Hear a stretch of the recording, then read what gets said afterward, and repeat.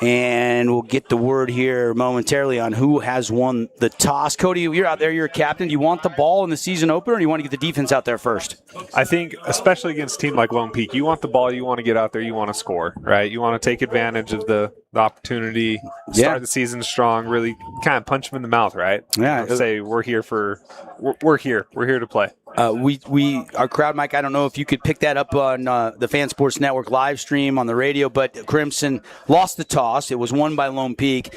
Lone Peak deferred to the second half, so it will be Crimson receiving the opening kickoff, and we will see Tanawai Andresen. There he is, number 7, jogging off the field. There's the Crimson captain. Coach Wayne Alofopo giving her a big hug. I watched a little bit of her speech on social media on Wednesday night. They did their Crimson captain. That's become a tradition for Crimson football. Coach, showing these boys there's more to life than football and more to football than life. And it was a motivational speech this week, to say the very least. So really cool initiative and part of the Crimson culture that they've developed here in Washington Fields. Yeah, no, I'll have to go back and watch that video. I didn't know they did that. That'll be cool. And I apologize. I'm forgetting her name. Maybe BY can give me the name of the Crimson captain this week was? We have 5 of them. Oh, there's 5 of them? Yeah. Never mind. I'm not going to read all 5 of them. No, the Crimson captain that spoke on Wednesday night. Kinley Burke. Kinley Burke. Thank you, Rob Ritchie, here in the press box at Crimson Cliffs. Wanted to give her a shout-out because I was very impressed. Had to be very motivating for the players because I was motivated watching it on social media. We've got overcast, guys. Temperatures right now, Cody. Hey, how about this in St. George? 77 degrees. Let's begin. That's perfect weather down here. Little muggy, and we are ready for some football. The Lone Peak Knights come in. Big-time program, good leadership, good coaching staff. In fact, you might remember, a lot of people remember their defensive coordinator, Ryan Denny, from his BYU playing days. Ryan Denny was a defensive lineman for the Cougars, and he is the D coordinator. I think he's a really good one for the Lone Peak Knights. And we are ready to go. We'll get you some of the D1 training starting lineup as Crimson's offense gets out on the field. Appreciate D1 training coming soon to St. George. Help your athletes start strong, finish stronger, and train for the next level with D1. Let's bring your offense and out on the field. Into the end zone. And here comes the offense for the first time onto the field. Home white bottoms, red uniforms for the Mustangs, red helmets, all white. And the numbers are really hard to see for Lone Peak. Cody, I'm going to have to get my binoculars out. Yes, they are, but you got the freshman, Hugh Elisa, out there starting. Yep. Play number 1. And I hear a lot of things about this young man and his a very, very talented running back. He's going to come up sidecar to Andresen's right. He's going to run it, and Elisa's going to have a nice little surge for a pickup of 3. The hole was there, but closed quickly. Yeah, just nice, straightforward run up the gut. Try and gauge the temperature of the D-line right now. See what we can get on them. See what kind of push the offensive line can get. Had a good hole, like you said, but quick defensive line. Mustangs going quickly. Pistol, they shift again to the right there. Now flag flies, and they'll blow this play dead, and we have our first penalty. And that's something you're always wondering. Is it going to be a flag fest, or are these two teams going to be really disciplined and play clean football right out of the gate in the season opener? Yeah, you got the running back doing that little motion to the sidecar. He's got to come completely set right there. He didn't. Andresen didn't give him enough time, I guess. So that's who they got. They got the freshman on a false start. Other D1 training starters out there. You've got Coy Duckett at one receiver, and then you've got a freshman that the Mustangs really like, and we'll talk about him quite a bit. Is Tanawai's going to throw an out route completed outside, and a beautiful catch. To that freshman, Noah Whitmore. Yeah, 6'5". He's a big target. Yeah, so first play goes to a freshman running back. First run play. First pass play goes to a freshman receiver. This Coach Wayne's out there showing that these young kids are going to be something to deal with this year. Coach Weiss, Keelan Weiss, is the offensive coordinator. He's been with the Mustangs since the school opened, but taking over the play calling duties with Coach Andy Stokes leaving. There's Elisa breaking a tackle, breaking another tackle, and he's going to have enough for a fabulous Freddy's first down. I love that run right there. You saw him break the tackle early on, do a little spin move, but what I loved was he covered the ball up. It's going to be a little wet. It's going to be a little slippery. I expect to see a couple fumbles out here. Not that I want to, but very impressed that a freshman knew to get get it covered up. 4-3 defensive look. Andresen looking to air it out. Pocket classing. He's going to tuck and run. Can't get him from the backside. Coming up, takes a hit, bounces off of it, gets out of bounds, and he'll pick up a yard, and that was it. Do you think he took a hit there or gave a hit right Probably a little bit of both. I kind of like that. You know, He looks strong. You don't want your quarterback to be taking hits like that, but as a quarterback, you want to lower the shoulder. You want to let him know like you're not just going to fall over when they touch you. He's not a young Russell Wilson sliding out of bounds for sure. He delivered a little bit, didn't he? Yeah, he did.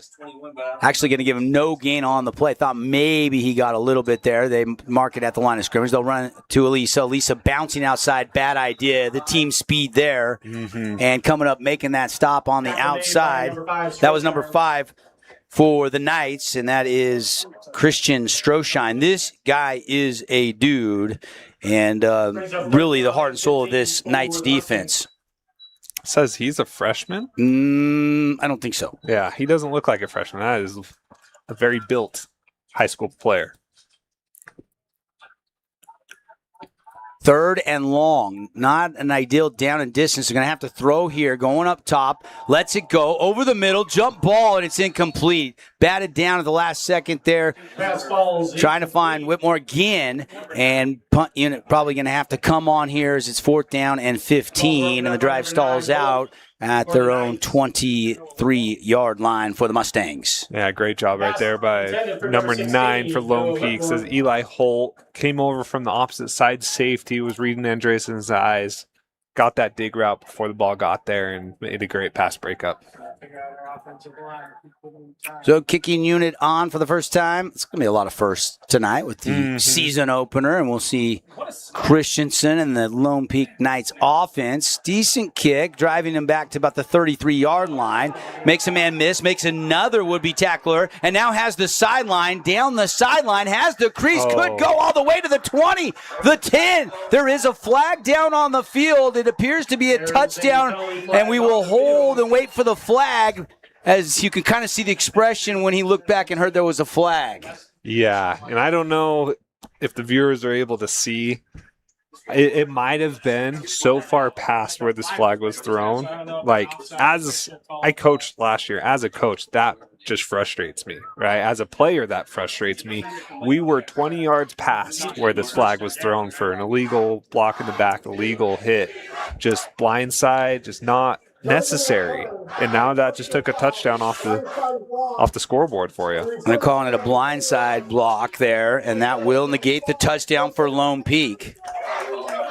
And they'll bring it back. Mustang fans, let's bring out that defense. And you could see the expression there at the end when he heard, there's a flag. I'm trying to see what number that is. Hard to see those light yellow numbers. I think it was number 2. It was 23. Was it 20? Yeah. I think it was Gabe Harmon on that return, 23? If I'm not mistaken. I only saw the 2. Hard to tell. Like you said. Hard to tell. Might have to pop the window so we're looking straight out onto the field. Again, been raining all day. A lot of precipitation in southern Utah, but not raining at the moment, I don't believe. I do see some umbrellas still out, so it might be a slight drizzle. There's the first pass from Christensen outside, and it's caught. Gang tackle. It's going to be a gain of 5 out about the 35-yard line, driven down. And the catch made by number... Gain of 5 on the pass for the It says number 7, but I don't... Do you have Lone Peak? Yeah, we got to roster. Check the other roster because I don't have a 7 on that roster. Yeah, first one of the season. Yeah, that one doesn't. There are 2 pages. You have the Lone Peak roster over there. 2nd down and 5. Knights go twins stacked to the far side of the field. Ball in the near hash. Single receiver to the bottom of your screen. Same thing. Shotgun, draw, handoff right up the middle, and a nice little burst for a gain of 3 more. It'll be 3rd down and 2. An opener. Christensen on the tackle for the Mustangs. And the Lone Peak Knights offense. Decent kick, driving him back to about the 33-yard line. 20, I believe, is in the backfield. Sorry, guys. Our rosters don't have the correct numbers. I'm going to check the other location. We're using the Max Preps. Pili Maunga young guy, class of 2029 in the backfield. They're going to give it to him again. He's going to have the first down and more out across the 45-yard line. Tackle at about the 48, maybe give him the 49. Good running for Munga. Mm-hmm. And this is where, coming into the season, I kind of figured Crimson was going to take a little bit of hit on their D-line. Like you mentioned, losing Major Stoke, huge playmaker for him last year. And Lone Peak's really going at him right now with this run game. Christensen out of the shotgun, started most of the games last year, over half for the Knights. Kind of split some time. And now a nice jump cut by Munga, and he's going to get across midfield. Pretty good tackle. Alave coming in to make that stop. There is an injured Mustang that's slow to get up, Cody. Yeah, it looks like number 8. All right, Eli Scheme, the cornerback, who actually came up, made a great hit on a running back that's bigger than he is. So great job by the corner coming up. Unfortunately, he's feeling that one. Injury timeout on the field. We'll go back and take another look. Holbrook Asphalt replay. And again, we're going to be doing the Holbrook Asphalt Big Score Dessert this year. If your team scores over 25 points, fans, you win 5 ounces free yogurt at Yogurtland tonight after the game. We'll let you know when it goes into effect. Desert Pain, our injury timeout. Excited to have Desert Pain on board this year.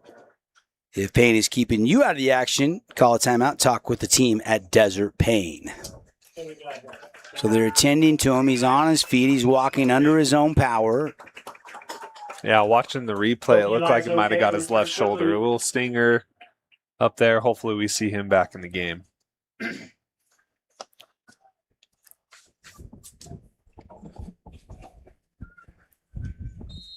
It is 2nd down and 7 for the Knights. 2nd down for Lone Peak.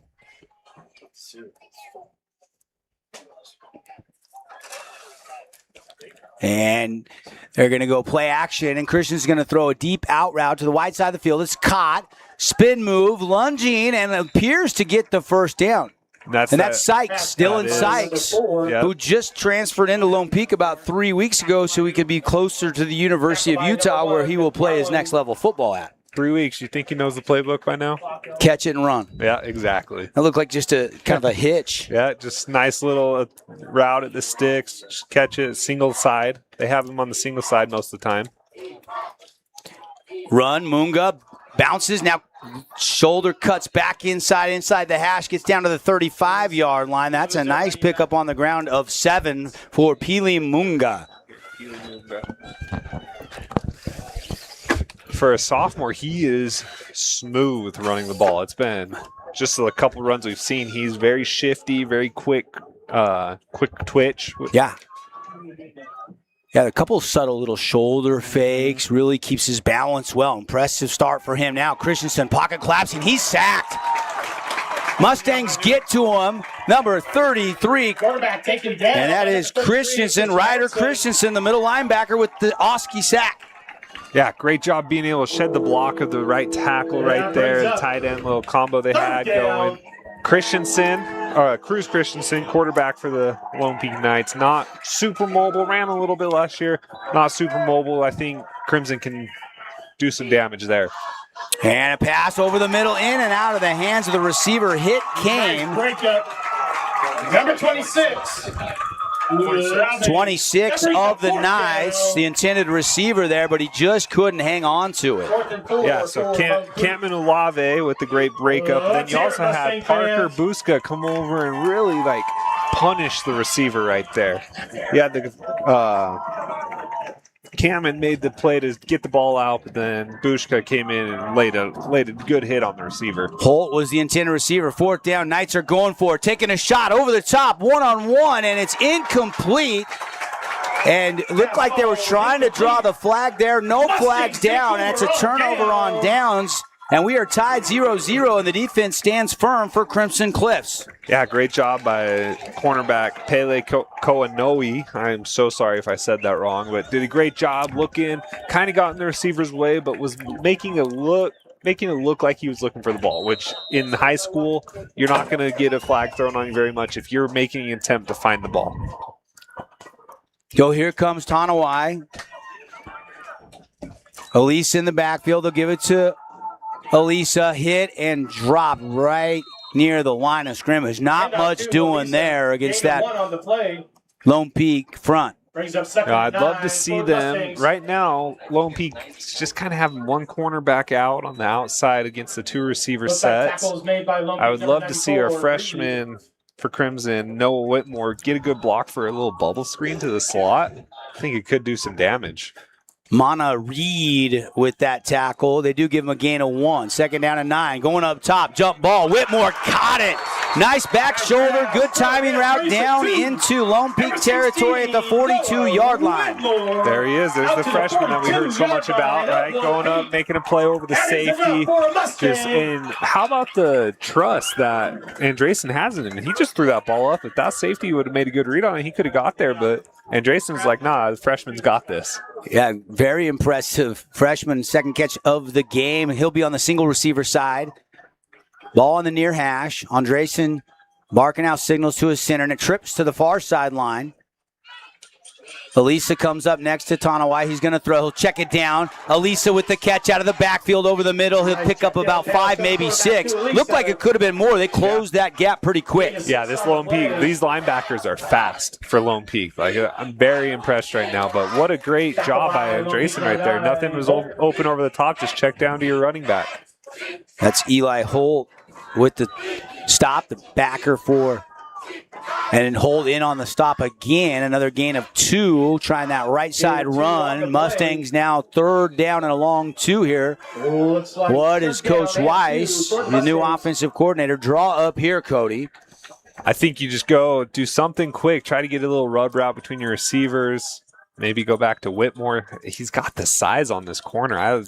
Maybe you're in 4-down territory, taking a shot. Oh, they go hard count here, and did they get Lone Peak into the neutral zone? I believe they did. Somebody jumped, and that's going to be a free Fabulous Freddy's first down on an offsides. Man, looking at that, though, I hope they took note of what Lone Peak just gave them defensively right there, because if they get 3rd and short again, when you're in 4-down territory like they are, we have one-on-one with that freshman Whitmore, and I would love to take that chance. That's Weston Denny, whose dad is the defensive coordinator for the Knights. They're going to throw it, and it's going to be intercepted. One-handed pick inside the 10-yard line. What an interception there by Lone Peak. Wow. Looked like that was number 22 for Lone Peak, making the run over there. Number 22 with the. So Vince Usi 22. Shamkel. I should have checked the pronunciation guide on that before the game. We're just going to go with Nusi. What a play. Shamkel. Did you see that one-handed snag right there? It was good. And that was going to be a touchdown if he didn't get his fingers on that. The defense was, beaten. If that ball may be thrown a little further out in front, I think it's 6 for the Mustangs. I do agree with you there. And he kind of had both outside go routes were there. If he puts it on it, he had down here close to us open as well. First turnover of the game. Interception by Nusi. Shamkel, and now they'll go right back to the ground and pound with Maunga, and he'll pick up a couple out to the 15-yard line. No score or Wilkinson's House Lighting scoreboard. Opening quarter of the 2026 football season here on the Fan Sports Network. Also streaming on our YouTube page and KSLSports.com. Excited to have all of our games here in Southern Utah on KSLSports.com all season long. Give a little payback right there with the 5-yard penalty goes against the Mustangs with 3 minutes and 47 seconds left in the first quarter. First quarter's flying by. Yes, it is. A lot of running the ball. And now movement again. By Maunga in the backfield. Did he flinch? I think so. Stutter step maybe. I didn't see it. Oh, and he got pulled. Oh. There's the coach holding his kid accountable right there. You just got 5 free yards and then gave it right back. Gabe Harmon's going to check back into the backfield. 2nd down and 7 for the Knights. So it's 2nd down and 7. Both teams trading penalties to start this drive. Quick pass outside the numbers and incomplete. Christensen let him a little bit too far. Incomplete. Put a little too much heat on that throw. Third down. It's really interesting watching Christensen in warm-ups as well as a couple throws he's made out here. Got a little bit of a hitch in his throw, a lot like Andresen last year, a little bit longer. So I think Crimson's defensive backs can really make break on the ball. Maybe we'll see a nice little pick six up here if they keep throwing out routes. 3rd and 7. And more flags, Cody. Yeah, Crimson is very good at what they do on the defensive line. Coach Wayne does a great job doing the shifts. I remember trying to last year getting our guys ready for it. Oh man, it was a pain in the butt to say the least. It kind of makes you nervous a little bit, and you're reviewing your assignments, and then you lose track of the count, and you flinch and you go early. Exactly. But it's also like people are moving right in front of you. Christensen quickly going to step into this one down the field for Sykes. Dylan Sykes cannot come up with it near midfield. It's incomplete, and it'll be 4th down. Nice coverage defense. And the punt unit going to come on for Lone Peak. Yeah, it's going to be interesting watching that. You know, they put Sykes up there one-on-one and then runs a post into a safety up the middle. Maybe would have been better keep him just up the sideline, give him that one-on-one opportunity. It's going to be interesting, though. This is a brand new team for Sykes. He's going to see how well he meshes in with them, right? Coach Bart Brockbank, the head coach of the Knights. Going to send the punt unit on. It's a low one, but it takes a huge bounce, and it's going to go into Mustang territory. Scooped up there, and a return of about 6-7 yards inside the 45 by the sophomore Jack Boyer. Yeah, he was just getting it, made sure he filled it cleanly. Anytime you get one of those bouncing ones, most important thing is make sure you don't muff it, right? You don't want to lose possession when you get, especially when you're picking it up at the 50-yard line. So here comes Tonawai Andresen again, running the offense. T ready to go. T's going to give it to Elisa, and Elisa takes it inside the 40 down to the 38. And that's going to be a pickup of 6. 7 on the play. A good little run into the boundary. They've been going, field side so far in this first quarter. Haven't had too much success. Done all right, but then they go into the boundary, get a good little run right there. Let's see if they keep going back to that in the future. 2-back set to start here by T. Andresen. He's in the middle of it. 2nd down and 4. Quick handoff to Elisa, and he's going to surge forward, and it looks like he dove just past the sticks, and that's enough for a Fabulous Freddy's first down. Yeah, great job by number 24, Ryder Tebbs. Came up and took on the linebacker that was flying in there to hit the running back, but did a great job getting that block in there and gave Elisa great shot at getting the first down. Boyer will check back in. They'll go trips. Tebbs will come out of the backfield. Pistol look here. We'll see if goes up. He goes sidecar left of Tonawai. T going to throw. Taking a shot. One-on-one up to top to Whitmore and goes up, climbs the ladder and makes the grab at the 3-yard line. Down to the 2. Big time catch. Oh my goodness.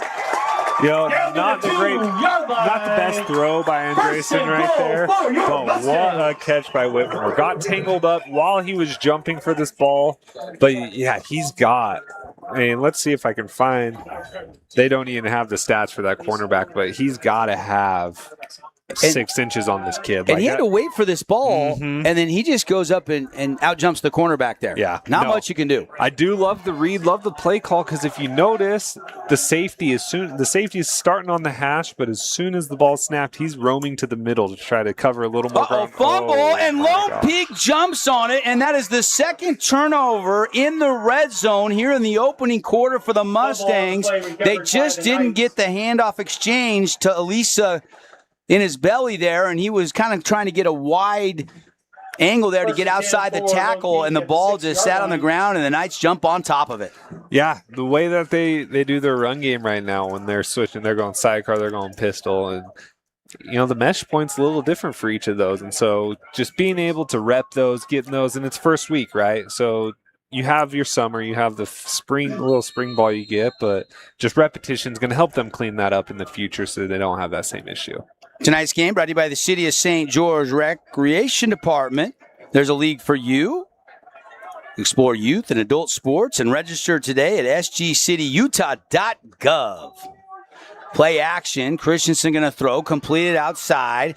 He gets across the 12 out to about the 13-yard line. Pickup of 6, maybe 7. We'll see where they spot it on the far sideline. Yeah, just nice little bubble screen. Great job by Dylan Seiss getting the block, getting it sustained so the slot receiver could get some yards after catch right there. 2nd down and 4 for Lone Peak. No score here on our Wilkinson's House Aladdin scoreboard. 56 seconds and ticking left in the opening quarter. And they'll run it off left tackle, and that'll be enough for a first down. Pick up a 5. Pretty good push by the left side of that Lone Peak offensive line. Mm-hmm.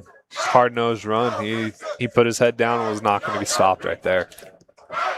He almost fell. I think he almost tripped. That's probably what kind of got him tackled. Just leaning a little too far forward. Should note that Eli Scheme, who was shaken up a little bit early, is back out there at cornerback now for the Mustangs defensively. It's good to see that. I'm glad it was only out a couple plays.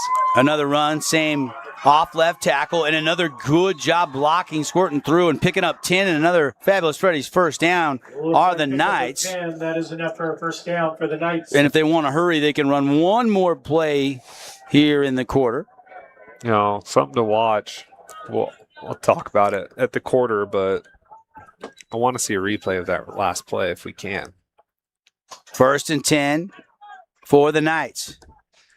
Mustangs come with a little blitz and kind of clog things up. He tries to bounce it outside, and that's a gain of about 3, and that will do it. 1 quarter of the 2026 high school football season in the books for the Knights and the Mustangs, and we haven't settled anything.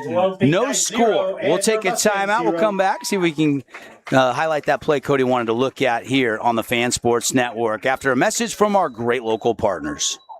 For Utah, just off I-15, there's a place where families slow down and make memories that last long after the trip is over. It's where familiar flavors, friendly faces, and simple moments come together. The Creamery, since 1952.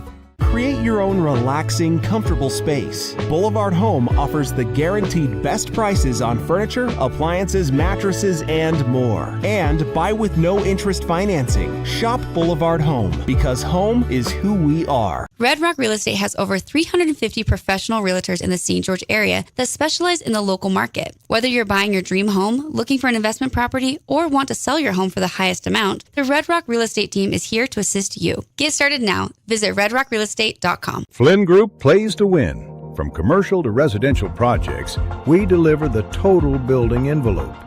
Roofing, glazing, and architectural metals. Championship quality every time. Flynn Group, we've got you covered. Oh, hello, Italian nightclub from Jimmy John's. Ciao, freshly baked bread piled with Italian-style meats. Hey, hand-sliced veggies. Am I obsessed with this sandwich? Yeah. So what if I am? Jimmy John's. Order online or on the app. Back live here, second quarter, first play. Christensen pulls it out, going to keep it himself, goes wide, and is going to be taken down out around the 40-yard line. Quarterback keeps the ball. Going to be a pickup of 7, and should be just enough, I believe, to move the sticks. Maybe they'll have to measure it. Depends on the spot here. And no, they're going to signal first down.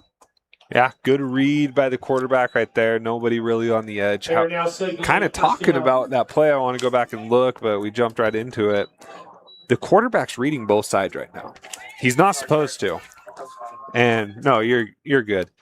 That play just highlighted perfectly, though. He's reading both DNs, and that I think that's going to end up into a fumble later on in this game. Going to give it. Good hole right up the middle and into the second level to the 40, down to the 35. Knocked out of bounds around the 30-yard line. Beautiful blocking up front. And that is Gabe Harmon, I believe, with the carry. 205 pounds. He is a load, but he can scoot. Yeah, no, and they bring him in, kind of a nice little Tackled by number adjustment, 3, I guess, Slade a Stevenson. complementary piece to Maunga, the big, kind of more of a bruiser. Harmon comes in, gives a little more agility to it, to the running game. See if they try to get Sykes the ball here. Number 4, bottom of your screen. And they look his way. Now they go back over the middle, and it's a bullet, and it's caught, and it's going to go for the first score of the season for the Lone Peak Knights. What a throw there, and touchdown. Beautiful, beautiful play for the Knights. What a cannon of arm. And then the route by Ledger Holmes and the catch by Holmes was terrific as well. Yeah, just got a good little kind of an inside seam route. He did great job avoiding contact, running that seam route. You really, if you get blown up by the linebackers, you're kind of off your route. You're off your timing for the quarterback. But Cruz Christensen waited for him to get the clearing. Then all he had to do was beat the safety right there. What a route. What a great job by Cruz seeing the opening by the linebackers moving out. And just a great play by the Lone Peak Knights. Lone Peak extra point up, and it is good. 7-0 on our Wilkinson's House of Lighting scoreboard. We'll take a break. When we come back, we'll see if the Mustangs can answer. They've had 2 turnovers in Lone Peak territory. We'll see if they can tie this game up when we come back on the Fan Sports Network. Sport Court has a brand new showroom and design center, and it's next level. See why so many are choosing Sport Court here in Southern Utah for top quality basketball, pickleball, and multi-purpose courts. Learn more at sportcourtofsouthernutah.com. Nets on Fire is the place to hoop in Southern Utah. Elevate your game with group or individual training with elite coaching. Hustle to netsonfire.org to learn more and see why so many rising stars hoop at Nets. Nets on Fire, building champions on and off the court. From bold statements to subtle compliments, Wilkinson's House of Lighting will help you more fully enjoy all the different spaces in your home. Find us online at shopwilkinsons.com or come in and see what's new. 88 East, 1160 South, just off Main. Back live here at Crimson Cliffs. Devin Dixon, Cody Wilstead. Got some Flynn Company's Region 9 updates for you.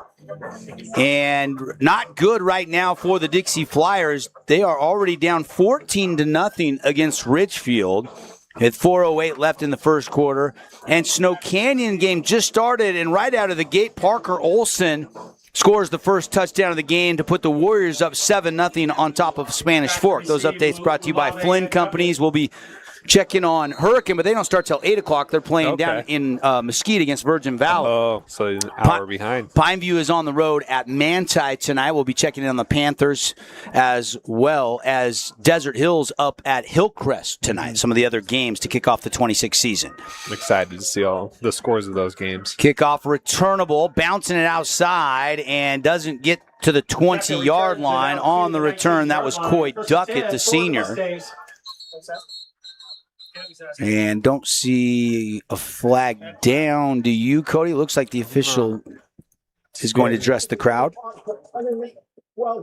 They're going to adjust the clock. Oh, okay.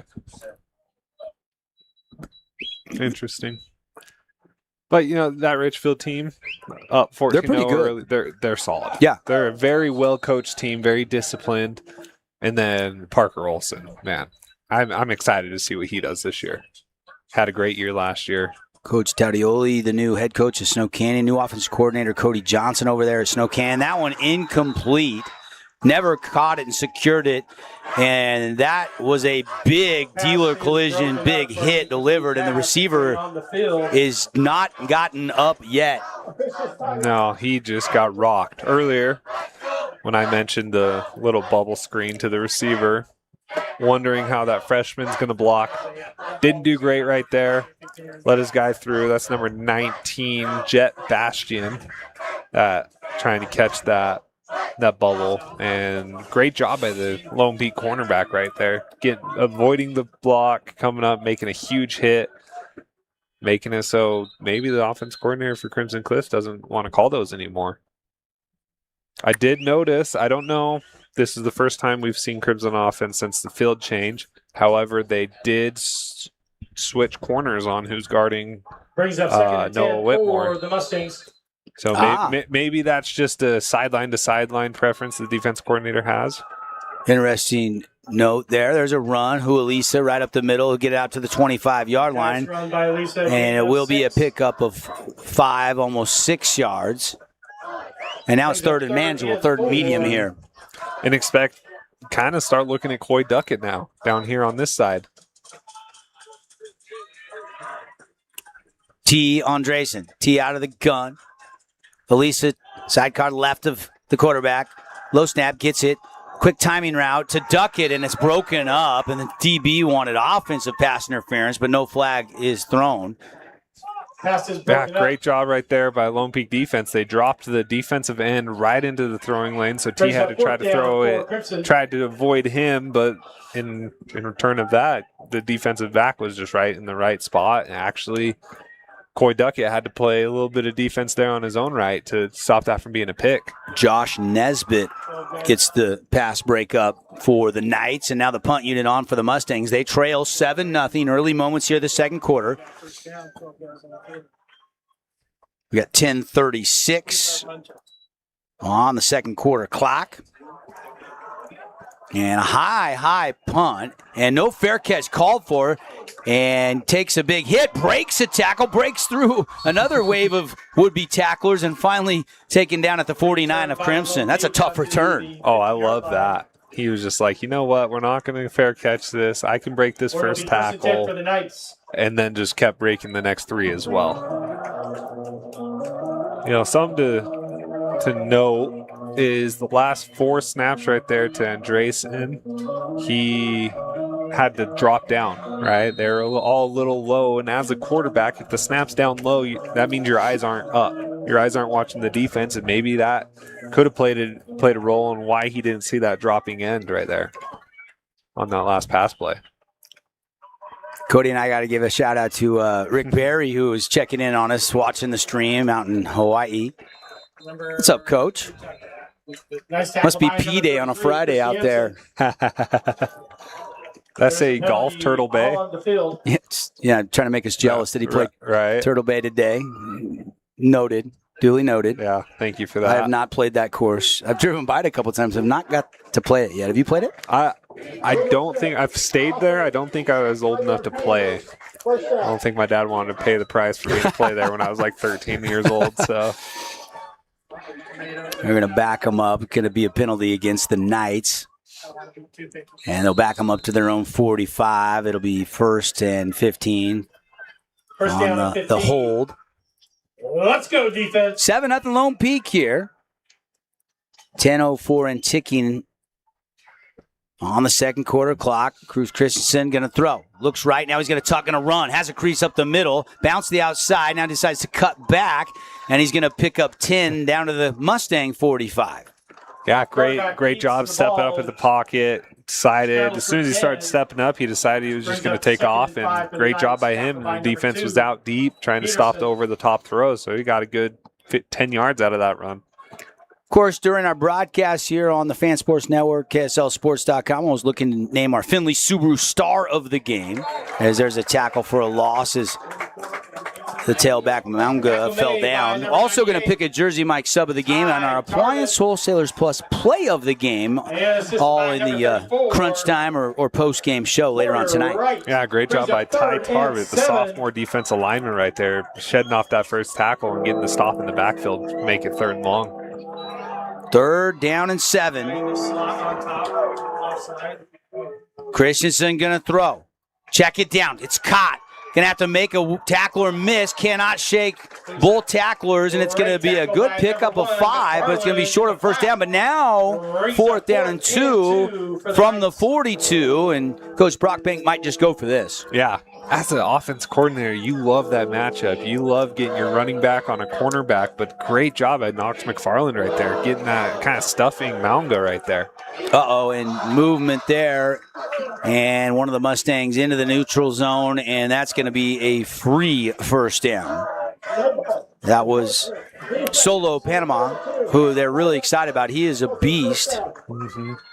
Met him at our Region 9 Media Day a little over a week ago, and fun to talk to him and his story. You got to know. You got to just be aware. 4th and 2, 3rd and 2, something short like that. got to expect some sort of hard count. Motion.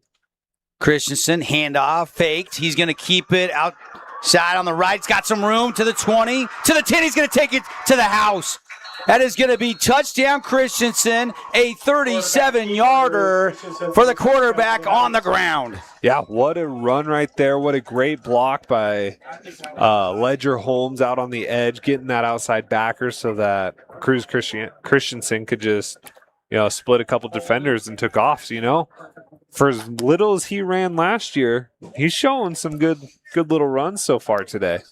Yeah, on the ground last year in 9 games, 30 carries, only for 33 yards. Did have 2 rushing touchdowns, but not a lot of yardage on the ground for Christensen. They must still count sacks against quarterback rushing yards in high school.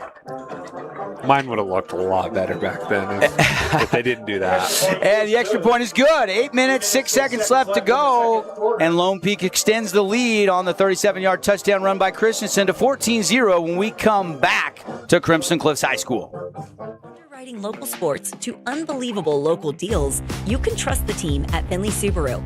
Count on us for sales, all the right parts, and out-of-this-world service every time. It's Finley Subaru on the saving side of the freeway.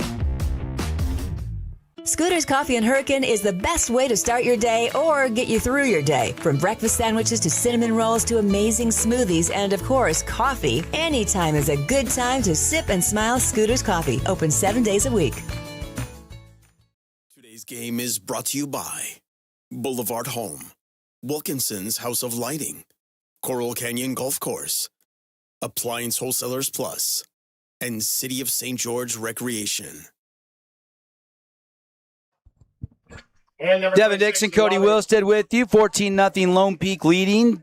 8:06 left in the second quarter. Today's game brought to you by RV Nation Repair. RV Nation Repair handles collision damage, fiberglass, roof repairs in its full-service bay, plus mobile RV service that comes directly to your campsite.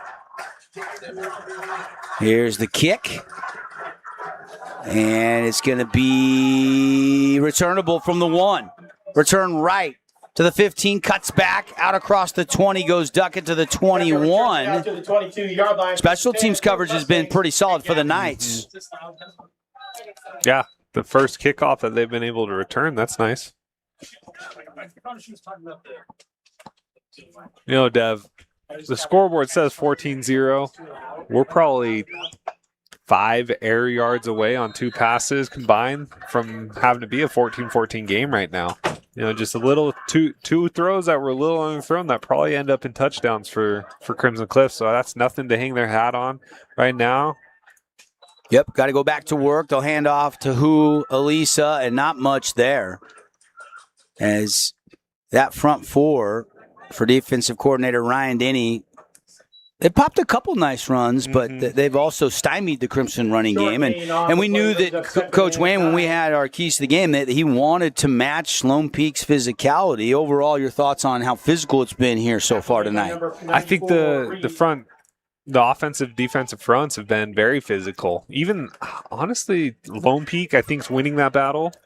But Crimson's corners have very impressed me heavily. And they today. tried to set up a screen and sacked is T. Andresen back inside the 15-yard line. He was backpedaling, and they just blew that screenplay up, and he could not unleash the football. And that's a huge loss. They're going to mark it down almost back at the 10-yard line exactly. They got to get it out to the 31 for the first down. 3rd down and long here. 3rd and 21. Yeah, not many plays in the playbook for this distance, but maybe throw one out there. Try it. Hope your receiver makes either a great play or makes a guy miss. Twins to either side for T. T going over the middle. Has a man. It's caught by Boyer. And Boyer going to take it out to about the 28. Nice catch by but it's going to be Boyer. 4th down and a long 3 here. 27-yard line. Yeah, I wouldn't count on him going for it right here. I'm going to assume try to get a hard count, try to get him to jump, but I could see Wayne just taking it all the way down and calling timeout. We'll see what they do. And Andresen looking over at the sideline. at Coach Weiss, the new offensive coordinator. Play clock starting to tick down, and now here comes the timeout. And Cody, you were spot on. Did get him to jump earlier, so tried it again. This time it does not work. Lone Peak stays disciplined. Yeah, as a coach, you don't really want to take the risk of giving them a play with the snap count. So they just told him to get on the ball. Didn't really give him a play, which... Timeout on the field. We'll take a quick 30-second timeout. Timeout's brought to you by Luke Udy at American Family Insurance. On Fire is the place to hoop in Southern Utah. Elevate your game with group or individual training with elite coaching. Hustle to netsonfire.org to learn more and see why so many rising stars hoop at Nets. Nets on Fire, building champions on and off the court. Hello, sports fans. It's Boo and Nick from Honolulu Grill. Come get a taste of the islands. Try our famous Kahlua pork or tender teriyaki chicken, and you'll love our mac salad and sweet sauce on your rice. Don't forget to try our original Kava 8 at Honolulu Grill. It's game time. All right, so punt unit is on out of that timeout, and the kick is away. Good one. Yep, and returnable from the 32. Muffed it, had to jump on top of it about the 34-yard line. Nice punt. Yeah, those ones are tough. There's really three types of punch you can get. You can get the knuckleball that's kind of going all over the place. You can get the spiral, which is actually really hard to catch. But then you get the kind of the reverse spiral where the tail end of the ball is the lower end. Those ones are almost impossible to catch on the run like that. Ryan, who's the punter?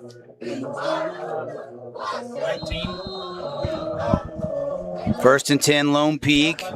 Up 14-0. This is our Boulevard home season opening game of the week, coming at you on the simulcast radio, Fan Sports Network YouTube page, as well as KSLSports.com. Glad you're with us. And Cruz Christensen, out route, caught by Dylan Sykes. Flag flies. Oh, they say he did not get in bounds. Incomplete. Yeah, his right foot was on the line when he made that catch. Tried to toe tap, but didn't quite know where he was at on the field. And it's a hold on Lone Peak anyway. It wouldn't have mattered.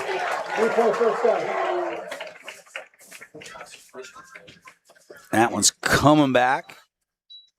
Thought he said 50. That's Gus Johnson, 6'3" senior. Is that their center? He's talking to the ref quite a bit.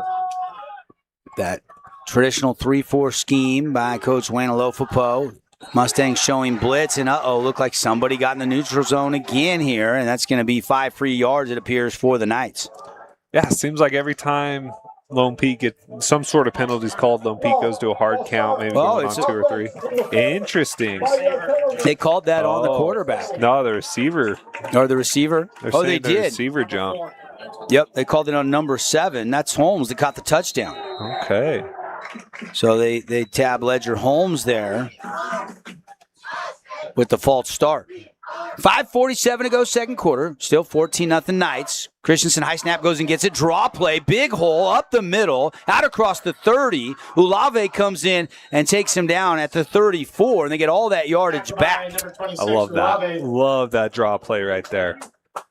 15-yard gain on the draw. Great job, great timing of the play call. I gained a lot of love for the draw last year. Before that, I really hated it. I thought it was just kind of a give-up play, but we ran that play pretty good, and it was a lot of fun to call. I loved running that play back in my high school days as well. Get the center and guard butt to butt, open up a big hole for you. Christensen going to run that boot. He did score a 37-yard touchdown. He's going to take out a coach on the sideline on a similar play, but this time the Mustang defense string it out, and it's a minimal game of just a couple, and it'll be 3rd down and long. Yeah, Crimson safety did a great job coming up. He saw that the whole way. The Ledger Holmes still made a good block on the outside backer, but that safety filled that spot very well. Didn't give the quarterback a chance to cut up. Tonight's game brought to you by Dixie Motors, locally owned, built on honesty, trust, and treating customers right. You can shop more than 20 vehicles on the lot under $20,000, including a bunch under $10,000 on South Bluff Street, Dixie Motors. Out route again to the sticks. That's incomplete. Christensen took a shot there as the Mustangs put some pressure on him, and that'll bring up 4th down and 8, and the punt unit will have to come on for Lone Peak, leading 14-0. Can we run that play back? Are you able to see that? What a great pressure by the defensive line right there. Made Christensen have to throw that ball before the receiver was out of his break. Just great job by the D-line, by the two of them. That's why I want to be able to see the numbers. Low snap, but punt is away. Not a deep kick, and going to be on a run, fielded.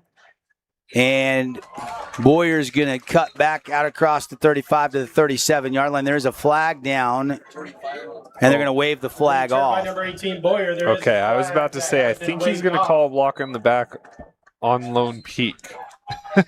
that was about the only thing that could have been called right there. Return to the 37-yard line. And I think he realized the Lone Peak was trying to make the tackle, so was able to wave that off. But that would have been an interesting call if they went through with it. So can the Mustangs take advantage? This is actually their best field position they've had in quite some time, as they'll start this drive just inside their own 40-yard line, and now whistles and flags fly on the snap.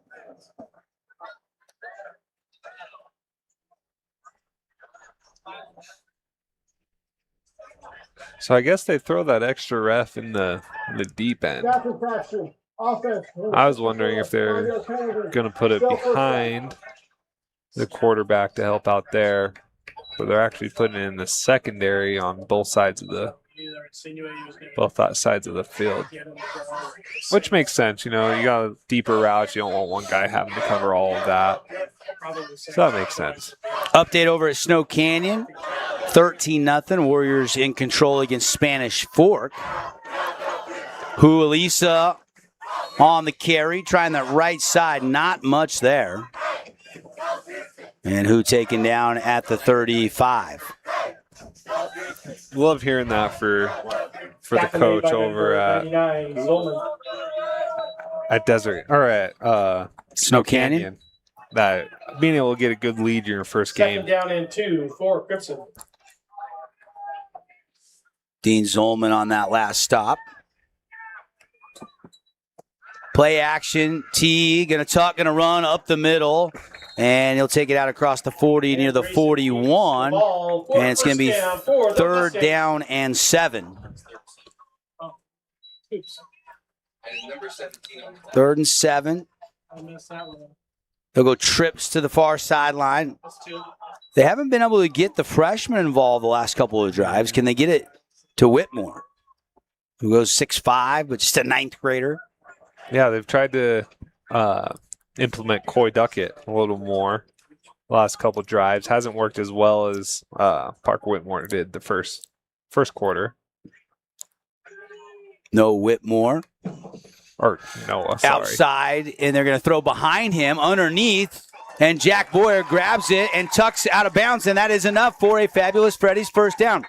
There is a flag down late, and looks like a little extracurricular in the trenches. Looks like a little extra curricular acting as well. But definitely got shoved. I'm watching behind the play. Well, I mean, he gave him a little pop. He got popped, but they did throw a flag on it. Definitely did not need to throw that block. That had no bearing on the play there whatsoever. Yeah, I think it was more T got hit a little late. The offensive linemen were drawn with him, and then this offensive line was actually out a little away from the play, was making his way back. He saw that they're all drawn, and so he decided to get a little bit extra in there, and frustrating for Coach Wayne right there. Yeah, that's going to be a teachable moment there, especially when you're playing a 6A school in Lone Peak that played for a state championship last year. You're at home. It's a season opener. Mistakes like that. And you're down. You can't do that when you're down. And even though there is a lot of upperclassmen out on the field for Crimson, not a lot of starters back. Pretty much replacing everybody. I think Olave and Tonawai are the only two starters, one on offense, one on defense. Everybody else is getting their first ever start here for Coach Wayne tonight. Okay. At least so yeah, a lot of growing pains, a lot of new experiences, right? A lot of heightened emotions. Maybe not their first varsity game, their first start going into this next year, their junior year, right? So a lot of emotions. Just got to learn to keep it in check. Elisa with a 2-yard run, so 2nd down and 8. Elisa left of T. T going to throw. Pressure coming. Hit and sacked.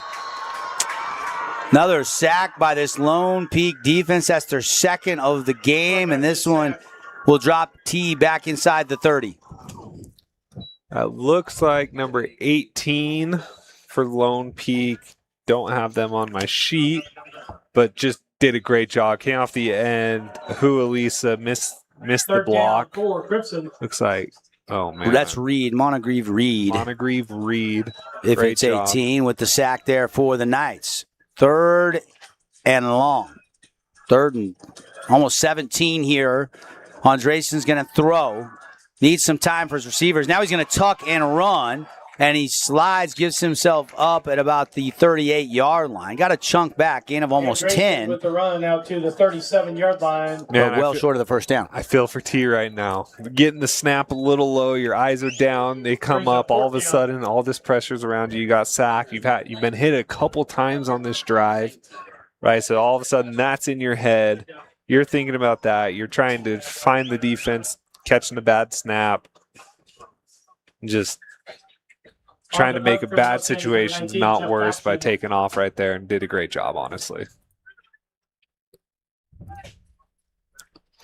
And the punt is away. Good kick again. Punter's been busy for the Mustangs, and this one's muffed again, picked up, and then tackled at the 30-yard line. Maybe got it out to the 31. And there's a couple of muff punts that have went right back to the Knights. Yeah.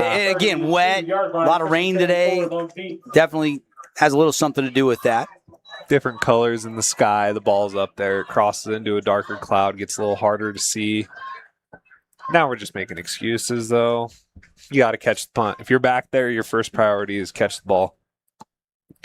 1:23 left to go in the first half.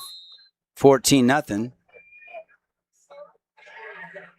And Snow Canyon, another Parker Olson touchdown. Just got a Flynn Companies update. 20-7. Snow Canyon leading over Spanish Fork. Love to hear that. Snow Canyon's going to be tough this year. They got a lot of kids coming back. They played tough most games last year. Update, Desert Hill is all over Hillcrest, 40-0 right now. They're going to try out that new running clock. And now if you're up 44 after 3, the game ends with the rules changed. Sykes, Dylan Sykes, catches it in Crimson territory. Good little spin move there, trying to fight for some yak yards, and he'll move the sticks. Yeah, I was reading up on that this morning, that they changed that rule. That's pretty crazy. Yep. And now Cruz Christensen rolling to the right, throwing and it's through the hands of the receiver, nearly intercepted, but it falls incomplete. Yeah, it would have been a great turning point for the Mustangs right there if they're able to get that ball, maybe take off a little bit, get into field goal range, and try to leave the half not shut out.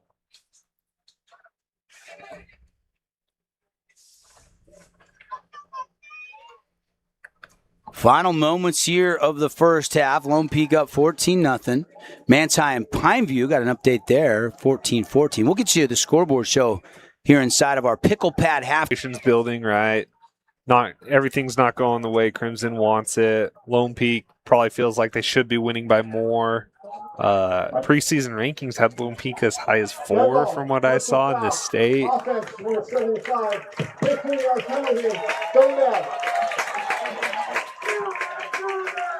And that will back up Lone Peak. Ball is placed at the 45. Again, coming up during the Pickle Pad halftime show. Yeah, Pickle Pad bringing pickleball, great food, drinks, and games, and plenty of fun to St. George, opening this October. Excited to welcome in as a partner of high school sports on the network.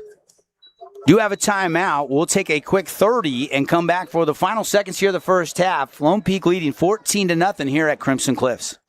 Grass Creek Construction, they put their heart and integrity into every build. Their team is committed to delivering top-quality commercial projects that stand out. Integrity is their competitive edge. Building with passion, building with purpose, proud sponsor of local sports. Today's game is brought to you by Buck's Ace Hardware, Fabulous Freddy's, Udi and Associates, Dealer Collision, and Finley Subaru. Welcome back here to Crimson Cliffs. Again, 53 seconds left in the opening half. Lone Peak up by 2 scores. Christensen going to throw, trying to set up the screen. Completes it to Sykes. Sykes up the middle. Little jump to the outside and taken down at the 40. Gain of 17, almost 18 yards. Another penalty out there in the secondary. That will stop the clock. There is a flag in the secondary.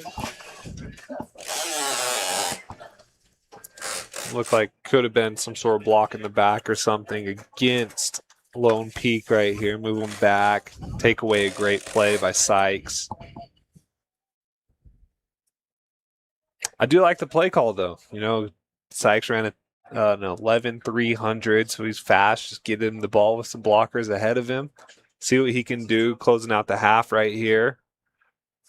On your 3rd and long, he got him not into field goal range, but definitely into 4-down territory. Going to be a personal foul against the Knights. It's the running back, Maunga. And that'll back them up. And then Lone Peak still has some time here. 41 seconds to go. You know, first game of the season, you'd love to at least maybe roll the kicker out there. If you could get into field goal range, try a field goal attempt, even if you couldn't get the touchdown. Exactly. At least see what his range is. You know, you got a little bit of wind. And now we got another timeout. Okay. And it gives us a chance to thank some of our sponsors, including Simply Wisdom Teeth. Simply Wisdom Teeth keeps it simple. All 4 wisdom teeth removed for one low price.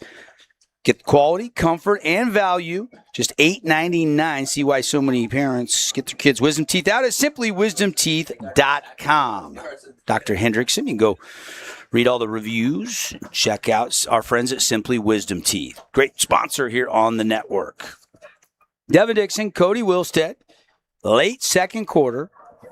14-0. We're inside the Grass Creek Construction broadcast booth here during this timeout. And, Cody, just your impression so far. I mean, Crimson, the 2 turnovers, that looms large. Both of them in the red zone where they could have maybe put some points on the board. Yeah, it's super unfortunate. Kind of underthrown balls, right? You get Andresen, you put, like I said, a total of 5 yards between the 2 passes. I think it's a 14-14 ball game. But, again, you fumble right after that huge play by Noah Whitmore that got him down to the 2-yard line. You fumble that handoff the next play. That's just something you can't do, right? Just trying to, stretch, run that stretch play and just left it there maybe on the hip. Bad exchange there, running back and quarterback. Christensen's going to roll, going to throw on the run, complete it down at the 40. He'll get the first down near the 35, and now you're starting to get near field goal range here. It'd be about a 52-yarder from this point if he didn't get another yard, and still 31 seconds on the clock as they stop it here to move the chains. Most importantly, they got the first down on a 3rd and 18 right there. That's gotta frustrate Coach Wayne out there right now. But got out of bounds, got the first down. So it's looking like Lone Peak's going to end up in the half with getting some points right here. It was Holmes there again on the reception for the Knights. Christensen going to throw again, setting up a little swing pass. And Mounga puts his foot, makes a nice cutback, and he'll get another 10-plus gain on the play down inside the 25-yard line. And again, clock will stop to move the sticks. Looks like they have one more timeout. As soon as the ball's set, that clock's starting, so they're going to snap. Okay. Yep, do a little spike, stop the clock, 17 seconds left. Couple fun things to watch for in Region 9. We'll talk more about our Mountain Mover Award that we've partnered with Mountain Mike's Pizza on. And we'll also tell you a little bit about our court specialist scholarship and how you can nominate your senior student athletes to get a little help for college. Last year we gave away a $5,000 scholarship for the 2nd year in a row to a Region 9 student athlete. All that plus the scoreboard show coming up. But can Lone Peak add to the lead? Looking left over the middle and could have been intercepted, but incomplete. And it'll be third down. Yeah, dang, a little behind the receiver running the little basic route up the middle. That was Parker Buska there that wished he had another shot to get that Oski. I just don't think he was expecting it to be that far behind the receiver. He was kind of stride for stride with the receiver, had to put out his right arm just to get contact with the ball. Christensen has looked good in this first half. He has. In the season opener. 13 seconds to go before the break. Third down, looking to the sticks on an out route. Complete. Did he get his foot in? No. Did not get a foot in bounds, and it'll be fourth down. And now do you roll the field goal and the special teams out here, or do you want to take a shot into the end zone? Yeah, I think, like we were talking about earlier, throw your field goal unit out there. You're up 14-0. Let's see if your guy's got a 41-yarder in him. It will be from the 31. Yeah. So 41-yarder, you're spot on. You know, they play that tough region with Corner Canyon and Lehigh and company, and you never know when a field goal could come in handy in region play. Kick is away. Oh, wow. And it is a good kick that would have been good from 60 yards. That was a big booming kick as he splits the uprights. That dude was not very big. I am very impressed. Big leg. Zach Zolman, maybe? Senior kicker. Looked like 20, number 20. We don't have the 20 on here. Apologize, we're missing a couple in the roster week one here.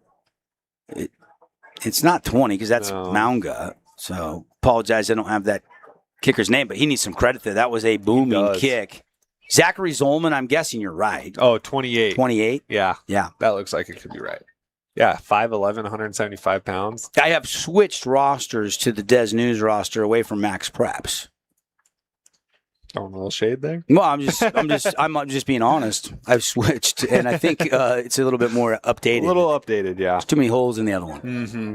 Probably didn't get the latest and greatest uploaded in time. Yeah.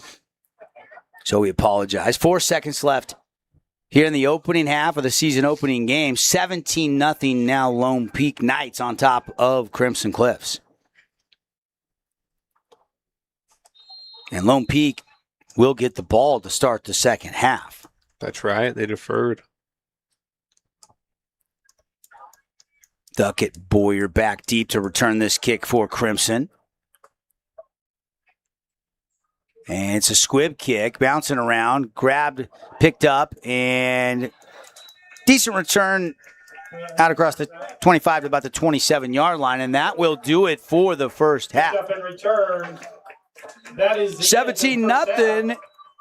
Pickle Pad halftime show coming up when we come back. But Cody, just a quick thought or two on a really good start to the season for Lone Peak. Yeah, great start. Good start for Crimson. You know, you don't go into this half looking at the scoreboard and saying, we're getting killed right now. Like 17-point deficit, it's doable. Definitely a doable. You can come back from that. But you're not feeling like you're down 17, right? They've had great drives. They've had a couple great plays. They've had a couple really bad plays that hurt them, right? But you're not feeling like you're getting beat like this bad. And so going into halftime, I think they're going to be okay. I think Coach Wayne's going to do a great job getting them recentered, right? Getting their head on straight a little more. And then they're going to come out fighting. Should be fun. We'll break it down. We'll get you reaction more from Cody Wilstead, scores from around the state and the region, plus much, much more when we come back after extended timeout. Halftime, our score on the Wilkinson scoreboard, 17-0. Lone Peak on top of Crimson Cliffs on the Fan Sports Network and KSLSports.com. Best Friends Animal Sanctuary in Kanab is open daily for free family fun. Take a tour, volunteer, hike a trail, or bring home a new best friend. Visit Best Friends today for magical memories that'll last forever. In Beaver, Utah, just off I-15, there's a place where families slow down and make memories that last long after the trip is over. It's where familiar flavors, friendly faces, and simple moments come together. The Creamery, since 1952. From underwriting local sports to unbelievable local deals, you can trust the team at Finley Subaru. Count on us for sales, all the right parts, and out-of-this-world service every time. It's Finley Subaru on the saving side of the freeway. Oh, hello, Italian nightclub from Jimmy John's. Ciao, freshly baked bread piled with Italian-style meats. Hey, hand-sliced veggies. Am I obsessed with this sandwich? Yeah. So what if I am? Jimmy John's. Order online or on the app. You could wander around a warehouse store forever and never find the one thing that could make all the difference. A helpful face? Now that's something to consider. Everything your local Bucks A stands for is written on our faces. Welcoming, neighborly, knowledgeable. When you're in need of a helpful face, visit one of our 3 Southern Utah locations. Every young athlete starts somewhere. The great ones start here. Every session is coach-led, age-specific, designed for safety, growth, and real athletic development. Our turf awaits. Hey, it's Luke with Udine Associates at American Family Insurance. At Udine Associates, we love insurance so you don't have to. With a quick call, we can get you an instant quote with the right coverages. My team of licensed agents are ready to help you with better insurance from American Family. Give us a call at 435-251-9102. Create your own relaxing, comfortable space. Boulevard Home offers the guaranteed best prices on furniture, appliances, mattresses, and more. And buy with no interest financing. Shop Boulevard Home, because home is who we are. Get the whole family moving with the City of St. George Recreation Department. They offer fun, affordable youth and adult sports for all ages and skill levels. Make memories, stay active, and get out and play. Sign up today at sgcityutah.gov/sports. Flynn Group plays to win. From commercial to residential projects, we deliver the total building envelope. Roofing, glazing, and architectural metals. Championship quality every time. Flynn Group, we've got you covered. Best Friends Animal Sanctuary in Kanab is open daily for free family fun. Take a tour, volunteer, hike a trail, or bring home a new best friend. Visit Best Friends today for magical memories that'll last forever. Fabulous Freddy's is the locals' choice for a full-service car wash. It's fast. Have your car washed in just 20 minutes or less. Fabulous Freddy's always keeps it clean inside and out with 2 Southern Utah locations as well as in Vegas, Lehigh, and Sandy. Pain doesn't wait for a convenient time, and neither should you. I'm Dr. Steve Larson with Desert Pain Specialists. We provide expert pain care without the long wait. Same-day appointments are available and no referral is needed. Relief starts today.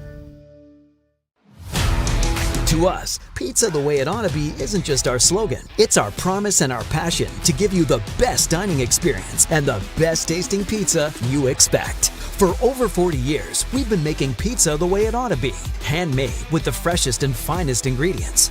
Our dough is made fresh daily, and we use 100% whole milk mozzarella cheese and toppings to the edge. There's pizza, and then there's Mountain Mike's Pizza. Pizza the way it ought to be. From underwriting local sports to unbelievable local deals, you can trust the team at Finley Subaru. Count on us for sales, all the right parts, and out-of-this-world service every time. It's Finley Subaru on the saving side of the freeway. Halftime here, presented by the Pickle Pad. Going to open here in about a month, first part of October, over there across from, where the Big Five used to be, right there in the, the Promenade at Red Cliffs, I believe is the pronunciation. Really exciting. They got the social eatery. They're going to have arcades, a pro shop, indoor courts, tournaments, events. Check them out, thepicklepad.com here inside of our halftime show. Devin Dixon, Cody Wilstead in the Grass Creek Construction broadcast booth. The cheerleaders doing a little routine at halftime. And on the scoreboard, all Lone Peak right now, 17-0. And how about the first half for Mr. Cruz Christensen? A nice touchdown to Ledger Holmes, and then did it on the ground with the 37-yard touchdown on a little play-action bootleg. And I think it was almost virtually untouched for the second score. And then they had that booming 41-yard kick there that would have been good from 20 more yards at least. It's a tack on the field goal and make it 17-0 at the half. If you joined us late, Crimson did have a couple red zone possessions where it looked like they were going to make this interesting, get on the scoreboard, but turned it over, one on a run on a bad exchange between running back and quarterback, and then another one that was intercepted. So a couple turnovers, and Geez Louise, definitely some missed opportunities to say the least in that first half. Offensively, the turnovers being the killer. I'm sure Coach Wayne will address that with the guys right now at halftime. To apologize, we're getting a lot of updates here inside our halftime on our roster, first game of the season, and do apologize on some of the names we're missing for the broadcast tonight. That's always a nightmare for a broadcaster, to say the least. Cody, first game, we're all excited, and we're missing half the players' names. Right. That's never fun. Just getting it wrong. Yeah, this had us set up. So we apologize for that. We'll get it dialed in, and we'll have a little bit better time in the second half for you here on the Fan. Other thoughts from the first half? Let's go to the observation deck, and we'll get some scores from around the region and the state. But what else stood out to you in that first half? So the run games, nothing super dominant from either side. Honestly, like I was expecting more, maybe not dominance, but more emphasis on getting better run plays in.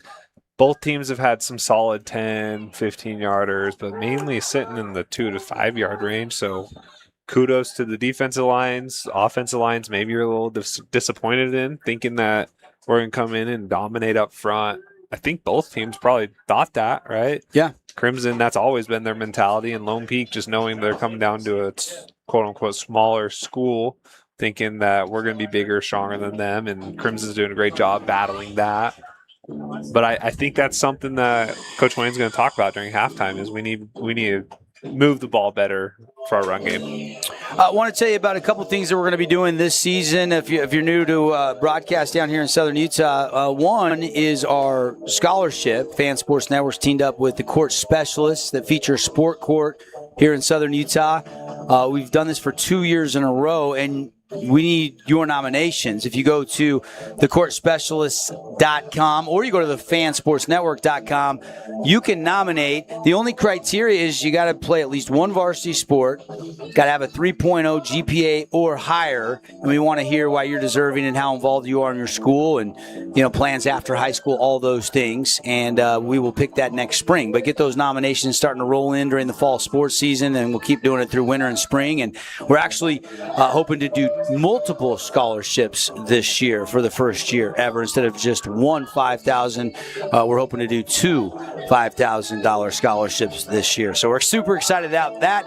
The other thing that's kind of a cool thing that we started last year, we teamed up with Mountain Mike's Pizza, Cody, and this is our Mountain Mover Award. And we get these nominees straight from the coaches around the region. And these are people that maybe aren't the star of the team, but they run scout team or they're working hard at practice, helping get ready for game day. And so we kind of go dig a little deeper, and we find some of the unsung heroes behind the scenes that are maybe going to be future stars, but are very instrumental into a team's success, so to speak. So we're super excited to bring that back with you this year as well. And one other thing I want to tell everybody about, since it's the first broadcast of the year, the Jimmy John's Highlight of the Week. We're not limiting it to a Highlight of the Week this year. We get highlights. We're going to post them on our socials. We're still going to give you, if we use your highlight, a $100 gift card to Jimmy John's. So that's worth submitting your home videos. If you catch a football, basketball, a volleyball, soccer, it can be cross country, track and field. It doesn't matter what sport it is. You can be skateboarding, it could be wake surfing, it doesn't matter. We want your highlights. You can do that, upload them. It's really simple and easy to do that on our website, thefansportsnetwork.com. I'm just going to film everything my 7-month-old does. There you go. Maybe one of these days he'll actually catch a ball I throw to him. There you go. We're going to take another break. When we come back, more of the Pickle Pad halftime show scores around the region and the state. We got a couple games last night on Thursday night to kick off high school football being back, but a full slate tonight. We'll get you a bunch of scores, and then we'll come back second half, talk adjustments as well. It's Crimson and Lone Peak at the break, and Lone Peak has a 17-0 lead. With Udine Associates at American Family Insurance. At Udine Associates, we love insurance so you don't have to. With a quick call, we can get you an instant quote with the right coverages. My team of licensed agents are ready to help you with better insurance from American Family. Give us a call at 435-251-9102. This cheesesteak is so freshly grilled, you can still hear it sizzling. I can hear it too. Me too. Actually, it's the Hello? Cheesesteak? grill. grilled right in front of you. It's a Jersey Mike's thing. Asphalt, we don't often think about it, but we use it every single day. Holbrook Asphalt's innovative HA5 product slows asphalt aging by 67%, making roads last longer and cost less to own. Visit holbrookasphalt.com to discover more. Create your own relaxing, comfortable space. Boulevard Home offers the guaranteed best prices on furniture, appliances, mattresses, and more. And buy with no interest financing. Shop Boulevard Home, because home is who we are. Hey, it's Marco from Coral Canyon Golf Course, inviting you to play the course with the best backdrop in southern Utah. Make sure you get out and experience great golf for a great price at Coral Canyon. Visit coralcanyongolfcourse.com or call us at 435-688-1700 for your tee times. This cheesesteak is so freshly grilled, you can still hear it sizzling. I can hear it too. Me too. Actually, it's the Oh, cheesesteak? grill. Grilled right in front of you. It's a Jersey Mike's thing. Are you looking for a reliable vehicle that you can actually afford? I'm Harrison with Dixie Motors. We have 20 plus vehicles under 20 grand. Come check us out at 790 South Bluff Street, and we will see you soon. At Grass Creek Construction, they put their heart and integrity into every build. Their team is committed to delivering top-quality commercial projects that stand out. Integrity is their competitive edge. Building with passion, building with purpose, proud sponsor of local sports.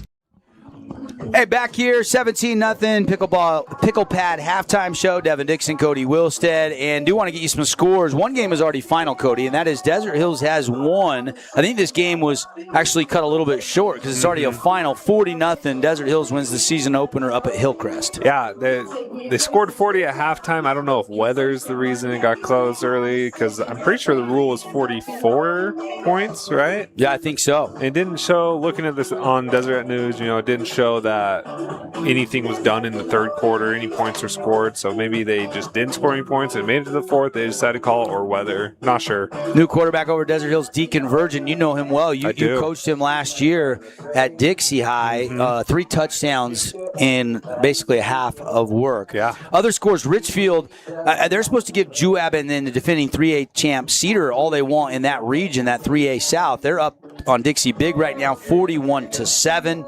Other scores from around Region 9, you've got 17-0 here, obviously, and then you've got 14 apiece. They're tied up at the half up in Manti, Pineview and Manti, and then Snow Canyon.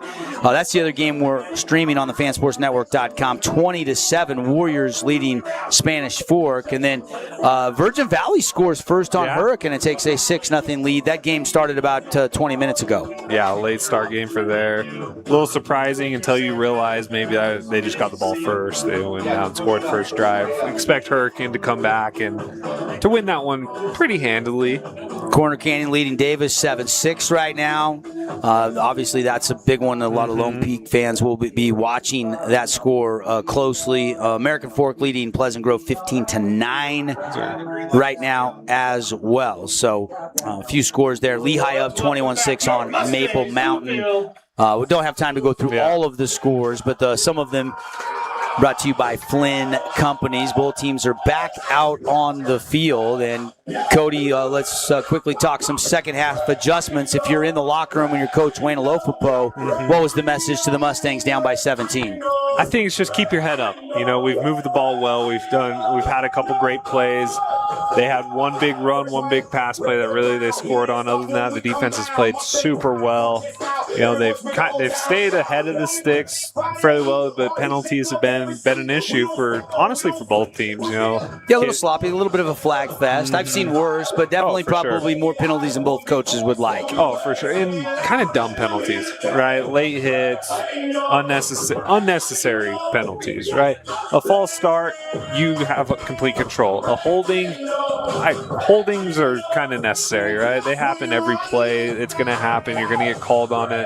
That's not one of those that you really get too frustrated about, but the unsportsmanlike, the false starts, those are ones that really piss coaches off. All right, Lone Peak, any thoughts there? I mean, they got to be happy. They're on the road, and they've got the lead. Yeah, I think Lone Peak's got to be happy. I think Crimson kind of game plan for Sykes getting the ball a little more, and it's set up very well for Holmes.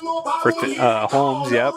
And so it's done. I think everything's gone to plan for them, right? They haven't had any turnovers that I can remember off the top of my head, and they've stayed ahead of the sticks. They've had a couple touch the ground on a couple punt returns, but they've been able to get back on top of those and have not turned the ball over in the first half. All right, some of these second half adjustments to watch for. We'll take a final 60-second break. When we come back, Lone Peak will get the football to start the second half. They lead 17-0 over Crimson. Stay with us, everybody. Relatives coming to visit? Not enough room? Maybe you're looking to host a family reunion and need a house with a pool. Red Rock Vacation Rentals has got you covered. From 2-bedroom condos to 10-bedroom luxury homes, they truly have something for everyone. Visit stgeorgeutahvacationrentals.com. Hey, it's Marco from Coral Canyon Golf Course inviting you to play the course with the best backdrop in southern Utah. Make sure you get out and experience great golf for a great price at Coral Canyon. Visit coralcanyongolfcourse.com or call us at 435-688-1700 for your tee times. The Pickle Pad and Crave Social Eatery is opening this fall at the Promenade at Red Cliffs, and they're building a team that brings the energy. The Pickle Pad is family-friendly and designed for events and celebrations, hiring motivated people for all positions: hospitality, kitchen, court support, and guest experience roles. If you love fast-paced fun, great food, and working in a one-of-a-kind entertainment space where no 2 days are the same, this is your moment. Apply now and be part of St. George's newest indoor pickleball and dining destination. Hey, welcome back as we are live at Crimson Cliff. Second half about to get underway. Lights are on here at Crimson Cliff. Sun has set, and it's Friday night football under the lights here at the hills of Crimson Cliffs in Washington Fields. And nice, cool day. Weather, a kickoff was 77 degrees, and it's even cooled down a little bit more with the sun dipping. You couldn't ask for better weather here in southern Utah. About 73 degrees as we start the second half, Cody. Yeah, Crimson probably a little disappointed it's not up in the hundreds to start the game. Give that little bit of an advantage over Lone Peak, but like you said, this is perfect. This isn't really no rain. Maybe the field might be a little wet, so the ball gets a little wet, but there hasn't been rain during the game, so conditions have been, I would say, very great. Like, everyone should be very happy about it. Second half kickoff brought to you by Scooters Coffee. Fuel your game day. Scooters Coffee, closest location to us, is out in Hurricane. Amazing drink served by amazing people, amazingly fast. They got the caramelicious seasonal stuff. The pumpkin seasonal stuff has now arrived, like a little pumpkin spice latte. Go get it at Scooters Coffee out there in Hurricane next time you're out there to swing the sticks at one of the local golf courses, or you're heading up to Zion National Park to check out the park and have some fun out there. Maybe a nice Sunday retreat for you and the missus, huh, Cody? Right? Yeah. Oh, no, maybe it will be a little golf retreat we go out there for. There you go. I haven't played Sky Mountain in a minute. We have a great group of businessmen and women bringing you high school sports week 1 for us here on the Fan Sports Network, and we're ready to go with the second half. And again, it will be Lone Peak football to start the second half, and I'm sure Coach Wayne in that locker room was like, guys, let's go out and get a 3 and out here. Let's go. Yeah, absolutely. Get the ball back to our offense and go score and try to make a game of this. Yeah, Lone Peak, on the other hand, is like, let's go score and put this away early here. Yeah, let's end this game right now. Caught and returnable. Had to jump up to keep it in bounds, and he's going to take it out to the 25-30. Has a little crease down the sideline. Beats the kicker, and now cuts back, foot in the ground at the 40, down to the 30. He could go the distance, and it's going to be a kickoff return for a touchdown for Lone Peak. What a return, and that is exactly what Coach Brockbank wanted to see out of his special teams unit. Had a kick called back on a penalty earlier in this game. This time, I don't see any flags on the field. Nope, and I'm looking hard. I'm hoping for Coach Wayne that there is something, but I am not seeing it, and that is a beautiful job there on the return. Just weaving his way, making a couple right there. That's the first one, and then right here, this cutback. Yeah. Was the one that kind of springed him. And he kind of had 3 guys sitting there, number 10. He had 3 guys sitting there to kind of stop everyone when he made that cut back across the middle to stop anyone coming from behind. So Crew Robinson goes 99. He had to jump up at the goal line. That's got to be 100. We got to just give him 100 yards there. Yeah, I don't know if they'll go 99 and a half there, but yeah, a full 99 at minimum there for the kickoff return for a touchdown, and the extra point is up and good. And just like that, Lone Peak silences this Crimson crowd and makes it 24-0. And we'll take a quick timeout, be back, and we'll see if Crimson can respond after this message from our great local partners. Dr. Cody Johnson from Johnson Pediatric Dentistry. Just like any good sports team needs a game plan, your child's dental health needs one too. Call us or check us out online. Don't forget to ask for our new patient special. Johnson Pediatric Dentistry, keeping your kids' teeth in championship form. Shop local, shop smart at Appliance Wholesalers Plus. Check out Cafe and GE Profile or Modern Glass, modern laundry sets, refrigerators, and more. Get the brands you want and the local service you deserve. It's always appliance season at AWP. Today's game is brought to you by Johnson Pediatric Dentistry, Sport Court, Scooters Coffee, Red Rock Real Estate, and Best Friends Animal Sanctuary. Tell what the other number was. Okay, We're back here at Crimson Cliffs, and 15 seconds into the second half, a monster kick return from Crew Robinson is giving Lone Peak all of the momentum right out of the break. I love the confidence. He literally jumped at the goal line. He wanted to return that. He did. I love that. What a way to start the year, right? You had one called back you're a little disappointed about. Now you got this one. So now Crimson, we'll see how they respond. And the kick is going to fly into the end zone for the touchback. So they'll have to set up shop and do it the old-fashioned way so they don't get a chance to trade a kickoff return for a kickoff return. First and 10 at the 20-yard line. All you do coming out of this, you play your game. You don't try to get it all back in one play, even though as a quarterback you want to. You want to try to force the issue that tends to lead to more issues, right? More problems down the road. So hopefully T comes out, plays his game, and they just drive right down the field and score a touchdown. Tonight's game brought to you by D1 Training. Opening soon here in Southern Utah, training a lot of the high school and junior high athletes, getting them ready to play some varsity sports and go off to college. Check out D1Training.com. Excited to have them as a partner here in our high school sports coverage. I know Coach Lothpo is not going to be happy about these low snaps. Yeah, let's go back. Two backs again, and Teb's going to lean block here for Elisa, and Huz going to take it out to the 28-yard line. Offensive line. Great job by number 17, Bridger Dunn, being able to fight through the block. Actually made the tackle while he was being blocked. So pretty impressive right there. Yeah, pretty good defensive front running that 4-3 for Coach Denny and Lone Peak. And you can tell Crimson does want to still stick to the ground. They got a penalty here against the Mustangs. We'll back them up. And offsides on the offense. That's lined up maybe in the neutral zone. It's impressive. You get a line up on the ball.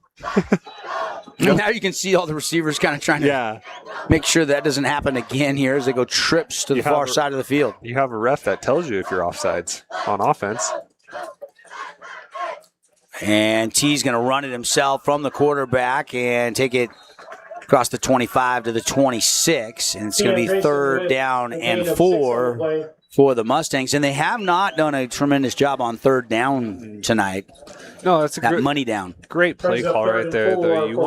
You did a good job getting with that extra blocker on the run the play before, but this way you're able to put in another receiver and still have that extra blocker by having T run that ball.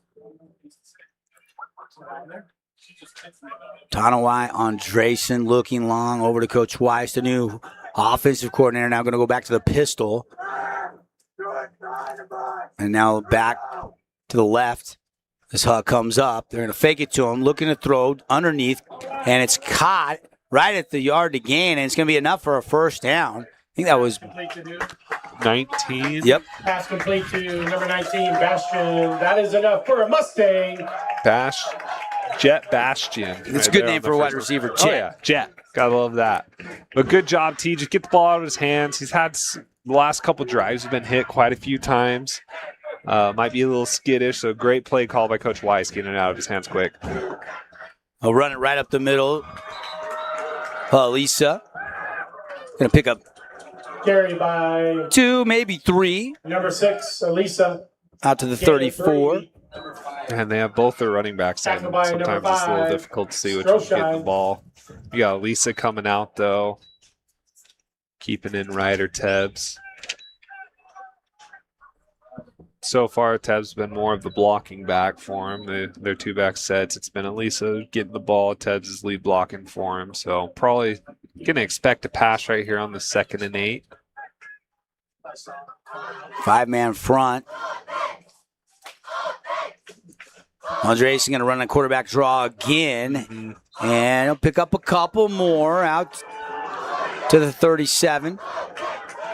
And it'll be 3rd down and 4 again for the Mustang offense. Able to convert moments ago. They need to convert again to keep this drive alive. Down 24-0. And you look up and under 9 minutes to go, 3rd quarter on the Nets on fire clock. Cover 0. Maybe take a shot. And they send Thayer from the middle backer position, and they run it, and they're going to get a yard, and that is it. That run stymied by the Lone Peak Knight defense. Man, that run picks up 1 tough. yard. We haven't seen many 3rd and shorts like that, so maybe Coach Weiss doesn't know what they were going to necessarily do. Now we know 3rd and short, they're going to be bringing the house. Hard to run the ball there. You got to count on one of your receivers to win that one-on-one matchup. And look, these are good linebackers coming up and filling. Kingston Stroshine, number 5, Justin Thayer, number 9. They've got some guys that can really get after it and a little movement, but able to get back.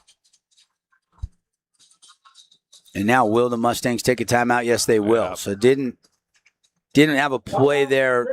They were trying to draw him offside. They nearly did get that. Yeah, they almost did get him. Offsides call. They did a better job this time rather than the last time. Nobody really sold it. Everyone was kind of looking at the sideline, and then Andreessen tried doing it, but no one was looking at the ball. So the defense didn't have to jump. Didn't have a reason to jump.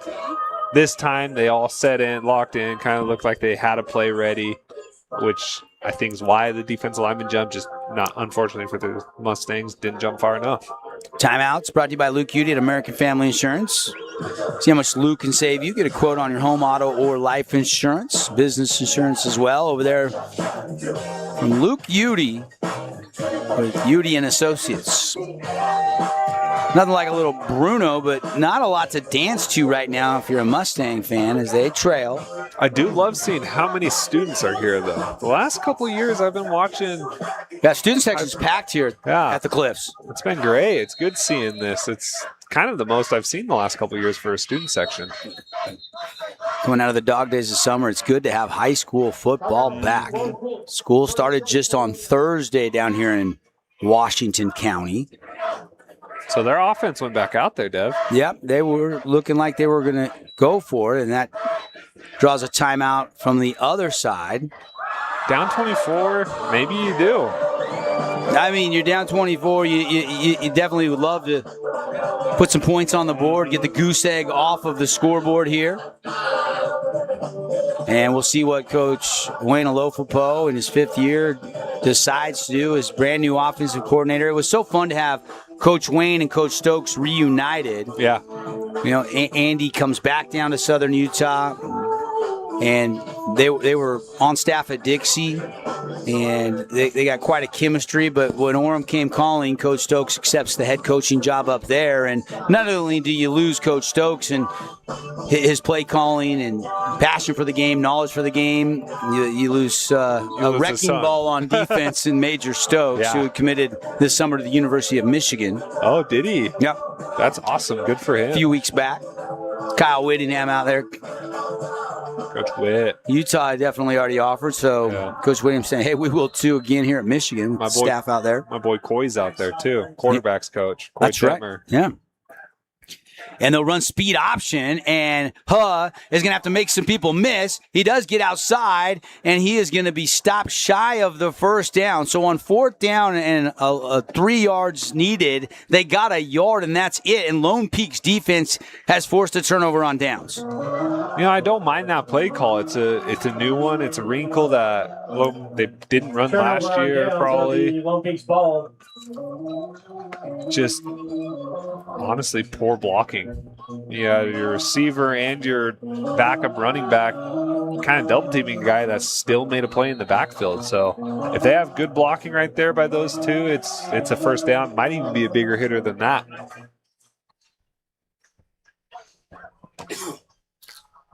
And now Lone Peak, good field position here. After that stop, they'll start this drive at the 39 as Christensen will hand it off. And Power smash mouth football takes it down to the Crimson 35-yard line. That's number 23 for Lone Peak. That's not Mounga. That was Aiden Laws. Got 5'11", 185-pound running back. Okay. Aiden Laws. And you might see some other guys early in the season get a chance to show coach on film what they're capable of here in this second half. With Lone Peak in control. Oh. And Christians has to go down and get it. Now he's going to tuck and run and give himself up after a minimal gain of about 3, maybe 4, depending on the spot. And it'll be third down and 2. Yeah, great job. Just, catch the snap, first priority. It throws you out of your rhythm. Just getting the yards you can get right there. That's a great play by Cruz Christensen. The game that I'm kind of keeping tabs on, and we got an update brought to you by Flynn Companies. Pineview Manti tied at 21 apiece. Panthers DB Trey Amico just got an interception, so Panthers have a chance to maybe take the lead back.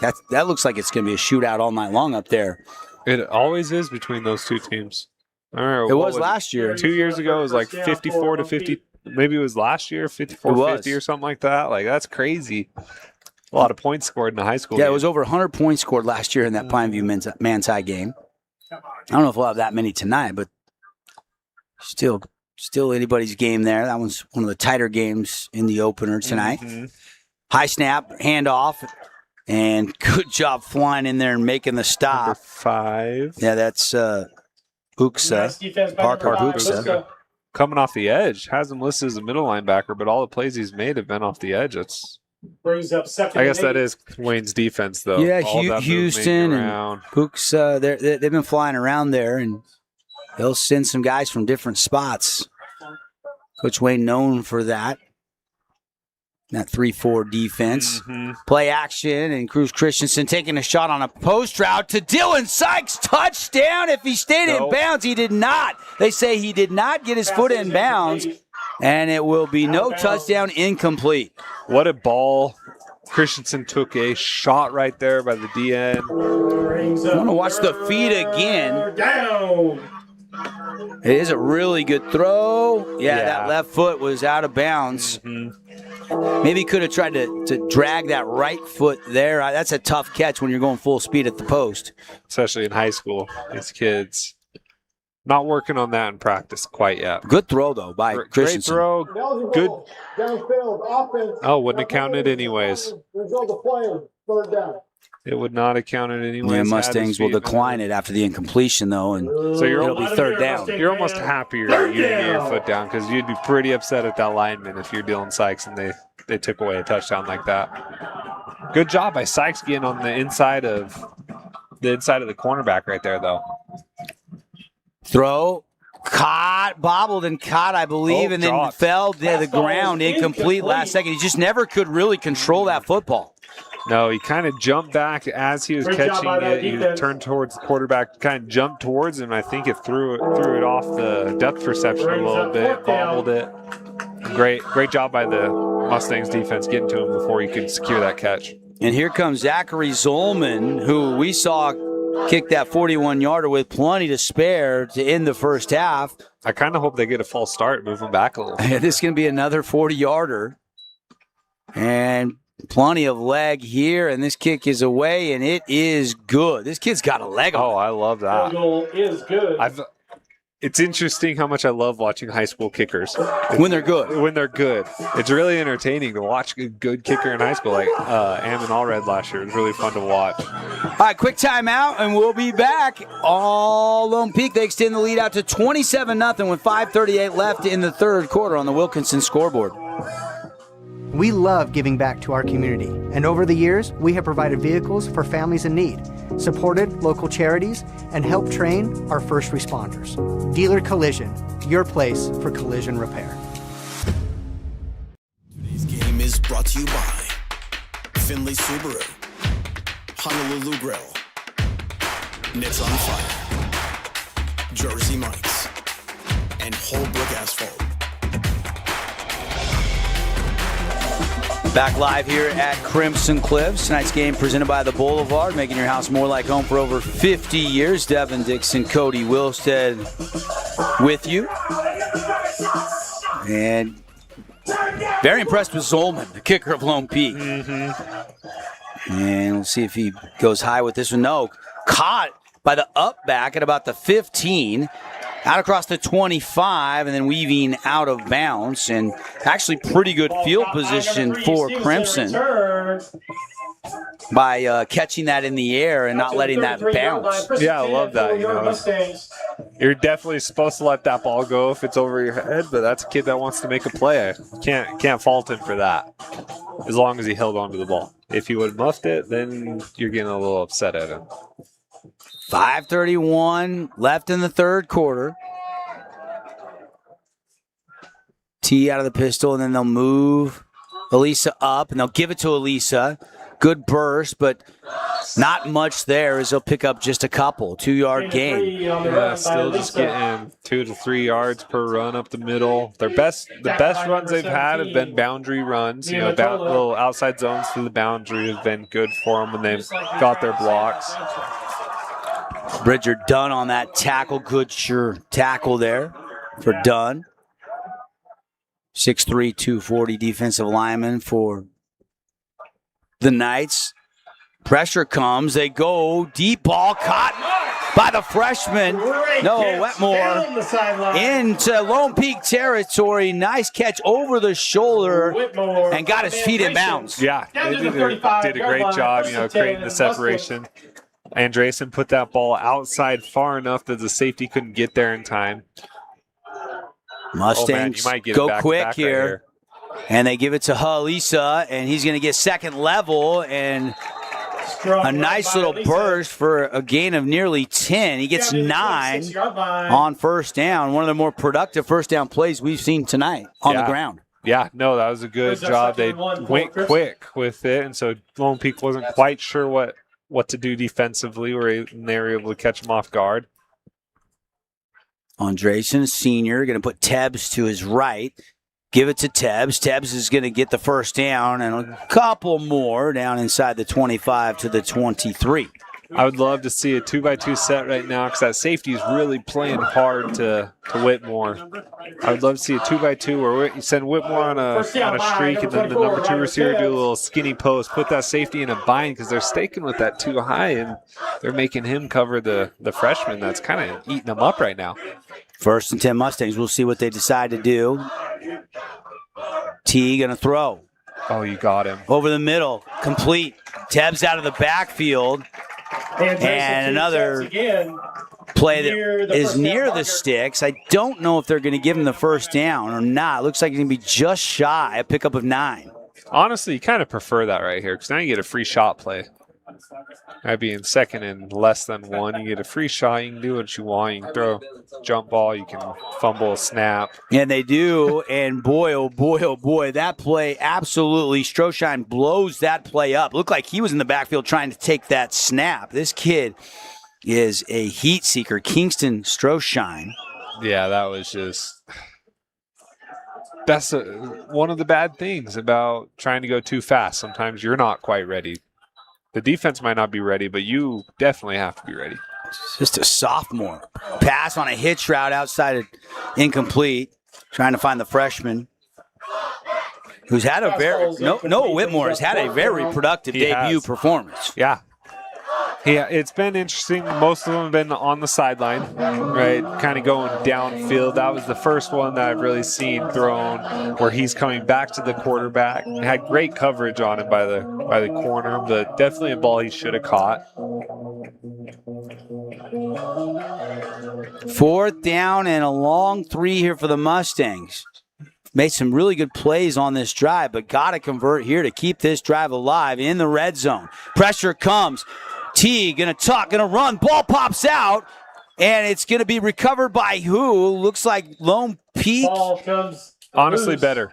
And that actually helps the Mustangs because I don't think you would have had the first down. No way, no how. And I'm not sure who ended up jumping on that. The closest Mustang to it was Tebbs, and the knee might have been down anyway. Yeah, I don't think they're going to change that, though. So, but Tebbs and Stroshine there to grab that ball, and Stroshine gets to it first. Basically a 12-yard punt by Andresen right there. But again, Lone Peak has just gotten stingy in the red zone. They forced a couple turnovers on downs, and they do it again here, and they've had a couple takeaways all in the red zone defensively tonight. Yeah, no, their defense is then locked in. They go more man coverage the closer they get. They do a little more tighter man, which has really thrown a wrinkle into the quick passing game that Crimson likes to do. So I think down you get a little closer to the red zone, we're going to have to see a little more, rub routes or even just a one-on-one ball to the outside. Throw it to your boys, Coy Duckett, or even the freshman, Noah Whitmore. A couple updates brought to you by Flynn Companies. See the total building envelope and then they could do for you. Hurricane spotted Virgin Valley 6-0 deficit, but they've scored 14 straight to take a 14-6 lead. 7 minutes left in the second quarter. That was an 8 o'clock Mountain Time start down in Nevada. Which we kind of expected it to turn out that way, right? Hurricanes. A lot of people think Hurricane could be the team to beat in Region 9 this year. Coach Jerry Cowan in his third season, coming down from Duchesne, where he won countless 160-plus games up there or something like that. That shootout continues. Pineview is retaking the lead 28-21 up at Manti.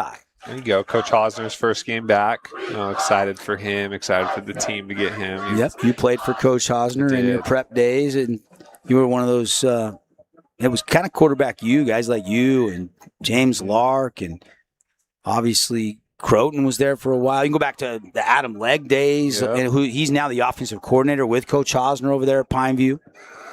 Coy Doman, the sophomore quarterback. I'm excited for Coy to have Coach Hosby there with him, and I think it's going to be really good. There was a lot of coaching changes across the state. I can't remember the exact number, but Coach Hosner is the only guy to return to his alma mater after a 5-year break as he battled cancer. He's got the clean bill of health and is doing really well. Yes, he is. Which is obviously terrific news. Third down for the Knights. And they're going to go take a shot on a fade route, and it's complete. Beautiful throw and a great catch by the outside receiver. And I think it is Crew Robinson again who had that kickoff return for a touchdown. Mm-hmm. Not a lot of separation here. Not at all. Great job by the perfect defense. Defensive back right there. A good job getting that last bit of separation. Got that arm off of him so he could go get it with two hands.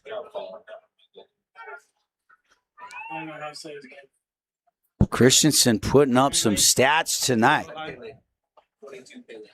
Definitely in the running for our Findlay Subaru Star of the Game award as he fires another bullet complete over the middle down to the 35 of the Mustangs. And Lone Peak just methodically wearing down on Crimson. Yeah. The defense has now been on the field a long time tonight as we've got under 2 minutes left here on the Nets on Fire clock in the third quarter. And Christensen's having all the time in the world he wants right now. He's still doing a great job of getting rid of the ball, but I think this defensive line for Crimson Cliffs, they're a little worn out. Under center. Yeah, haven't seen that tonight, and now they'll run it off right tackle. Pretty good push and another gain of 5 or so before they stack him up. Man, I love that. You don't see that much in high school anymore. Unless the team runs something similar to Hurricane, right? Or the wing tee, something similar to that. Pretty much everybody went to the old spread. Mm-hmm. I tried implementing it last year. Did you? I did. They didn't look great. Didn't work. No. So I didn't trust enough throw it in game, but we practiced it quite a bit. Second down here. Handoff again. Up the middle. And another good hard-nosed run. And Lone Peak's probably going to see a lot of that as they go to the ground and pound again. And that'll move the chains. That's a fabulous Freddy's first down. Yeah, just kind of asserting their dominance now. They're the 21-yard line. Not going to say they were thinking this, but they let them stick around in the first half just to make them feel better. And now they're putting their foot down and saying, no, this is our ball game. We were always supposed to win, and they're proving it right now. Buddy fumbled. And that's why you don't see it very often anymore, Dev. Who got on top of it? And I think Crimson's got the football. Yeah, they unstacked it, and Crimson has it. And I believe that was recovered by, was it number 34? Porter Wright, I believe. I think it was one of their backers. Yeah, sophomore being able to jump on that ball. He just came in, took out his own lineman's legs. Gotta love that. No, but that is an issue you get when you have kids that don't go under center very often. Try it. They pull out a little early and fumble the ball. First turnover of the night for the Knights offense, and it comes late in the third quarter with just a little over 30 seconds left on the third quarter clock here, and T can go back to work here. T. Andresen looking to throw. Looks one way, goes the other way on a flanker screen. It's nearly intercepted by a guy getting blocked. He looked like he was reaching through the blocker and almost caught that off his back. That would have been so impressive if he made that interception right there. Just a little. That could have made the top plays, KSL Rewind, or maybe even, top 10 Sports Center if he could have made that catch. And now we got a flag. Andresen's got to know he's got to take a little off those screens. When your receiver's that close to you, running towards you, are they? Please don't call what I think you're going to call right here. Again, a 6-man crew tonight. It seems to have flowed pretty well tonight. Yeah, first game of the season. There's been quite a few flags, but something both teams will definitely want to clean up. Flags, though. Nothing crazy. Still talking it over here as we wait for the sub. That's what it appeared to be.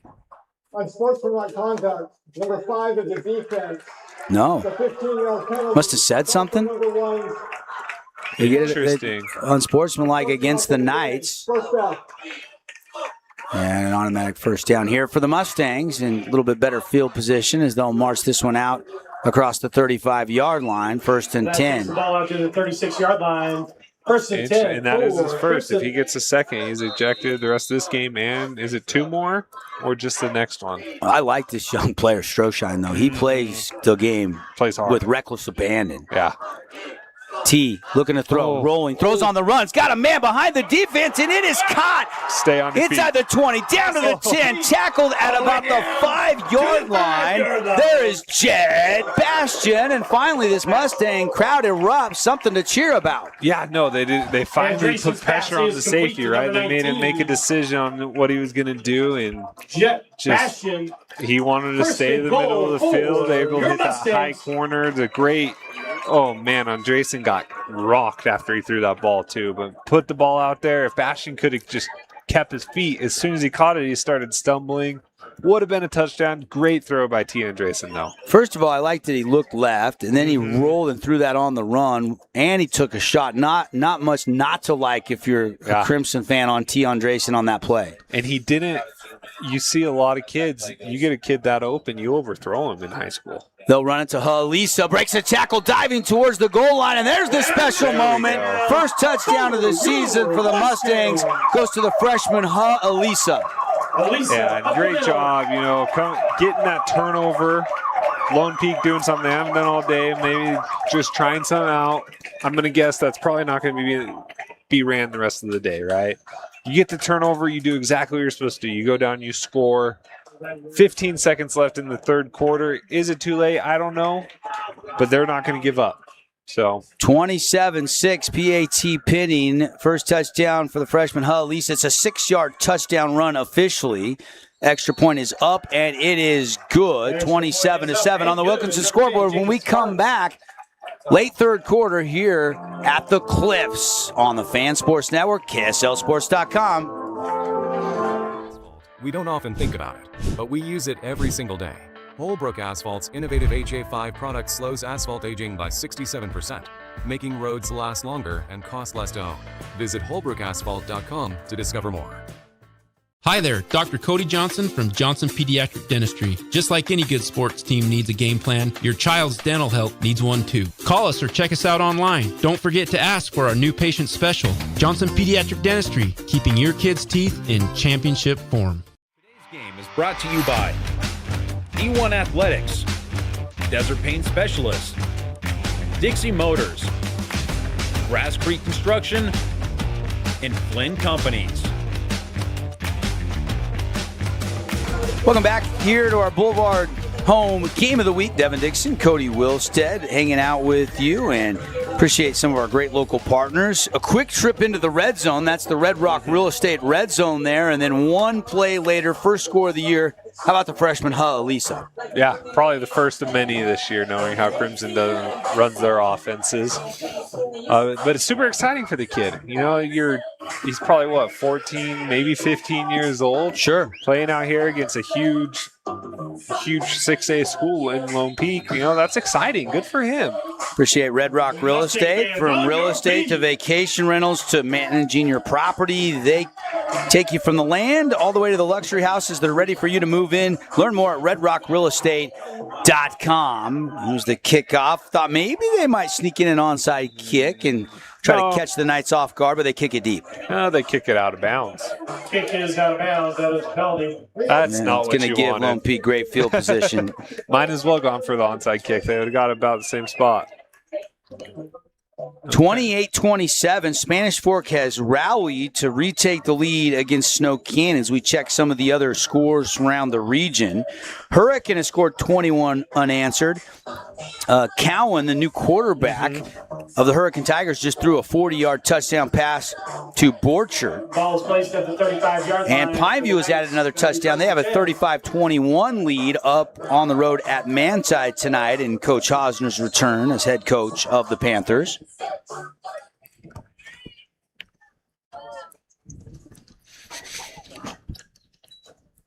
Christensen, high snap, gets the handoff, and nothing there. Nice going to be a TFL, a rare TFL for this Mustang defense. Haven't had a lot of those tonight against this talented offensive line of the Knights. Unfortunately, we do see a kid kind of hobble off. Number 34, Porter Wright. Porter actually recovered the fumble last drive. He end of the third quarter. Kind of hobbling off. Hopefully a little stinger for him.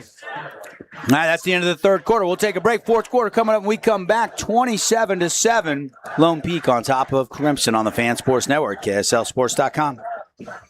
Shop smart at Appliance Wholesalers Plus. Check out Cafe and GE Profile or Modern Glass, modern laundry sets, refrigerators, and more. Get the brands you want and the local service you deserve. It's always appliance season at AWP. At Grass Creek Construction, they put their heart and integrity into every build. Their team is committed to delivering top-quality commercial projects that stand out. Integrity is their competitive edge. Building with passion, building with purpose, proud sponsor of local sports. From underwriting local sports to unbelievable local deals, you can trust the team at Finley Subaru. Count on us for sales, all the right parts, and out-of-this-world service every time. It's Finley Subaru on the saving side of the freeway. Oh, they're jumping around here, a little House of Pain playing through, and the speakers work well. They had a nice break for the summer. I feel like I'm in the crowd tonight, Cody. Yeah, it's just nice and loud right in front of us. Having some issues earlier.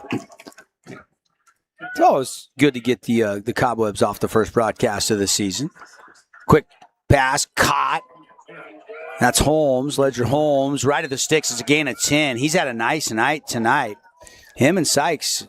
We've got a couple of really nice receivers for Christensen to fire it into. Yeah, I haven't seen much from Sykes, though. We've seen more from number Holmes. 10. From Crew Robinson. From Ledger Holmes, but Crew Robinson also shining. Maybe it is the 3 weeks. Hasn't got that connection built with Sykes yet, but expect to see that throughout the year.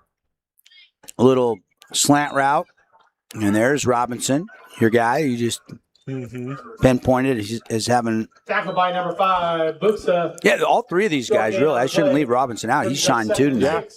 He's shining a little more on special teams, but offensively they've been trying to give him the ball more the last couple drives. But yeah, I expect Sykes to have a really big year here at Lone Peak. And Christensen looks poised, and he looks really solid tonight in his debut. Obviously, tough region. Got to deal with Sky Ridge and Corner Canyon and, Lehigh and all those teams in that region. That's a really good. That's the SEC of high school football in the state of Utah. Yes, it is. But you're coming down to a really good Crimson Cliffs team that runs a complicated defense for a high school. Right? Well coached, yes. Shifting linemen. You got good DBs, a good scheme. Motion makes it a trip, so play action throw and caught at the 40. Weaving out to the 35, down to the 32, and then gang tackled there. But that'll move the chains. A Fabulous Freddy's first down. Fuel it up, wash down, save. Check out their unlimited car wash club. To the 31-yard line. That's first Boston down. Christensen with the reception there for the Knights. He was wide open, Cody. Yeah. No, they've done. I don't know who Lone Peak's offense coordinator is, but he has drawn up some really good plays to get the receivers wide open today.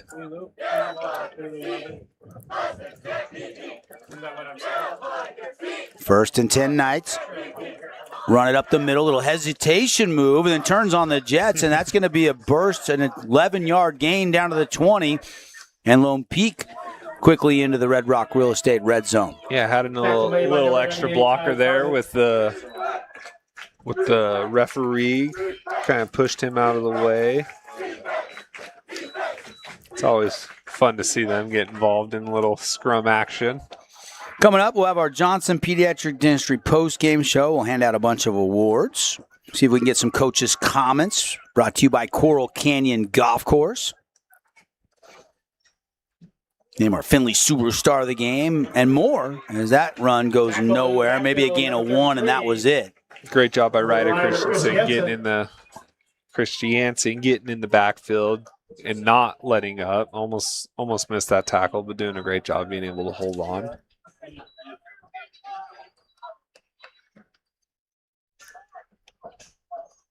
Some games tightening up on the first Friday night under the lights as high school football back in the great state of Utah. Christensen taking a shot into the end zone, jump ball, and it is incomplete, broken up and knocked away. By Knox McFarland for Crimson Cliffs. And they were going for Dylan Sykes there, and looked like he was poised to make the catch, and then last second the pass broken up. Yeah, Knox did a great job, stayed on his hip, didn't really let him come down with that ball. Sykes had the ball up in the air, but when he brought it in, that's when McFarland was able to knock it out. 3rd down and 9. And pressure coming, and they're trying to set up a little swing pass, and it's high and incomplete. He kind of had to throw it over a rushing defensive end there of the Mustangs, and they cannot connect. And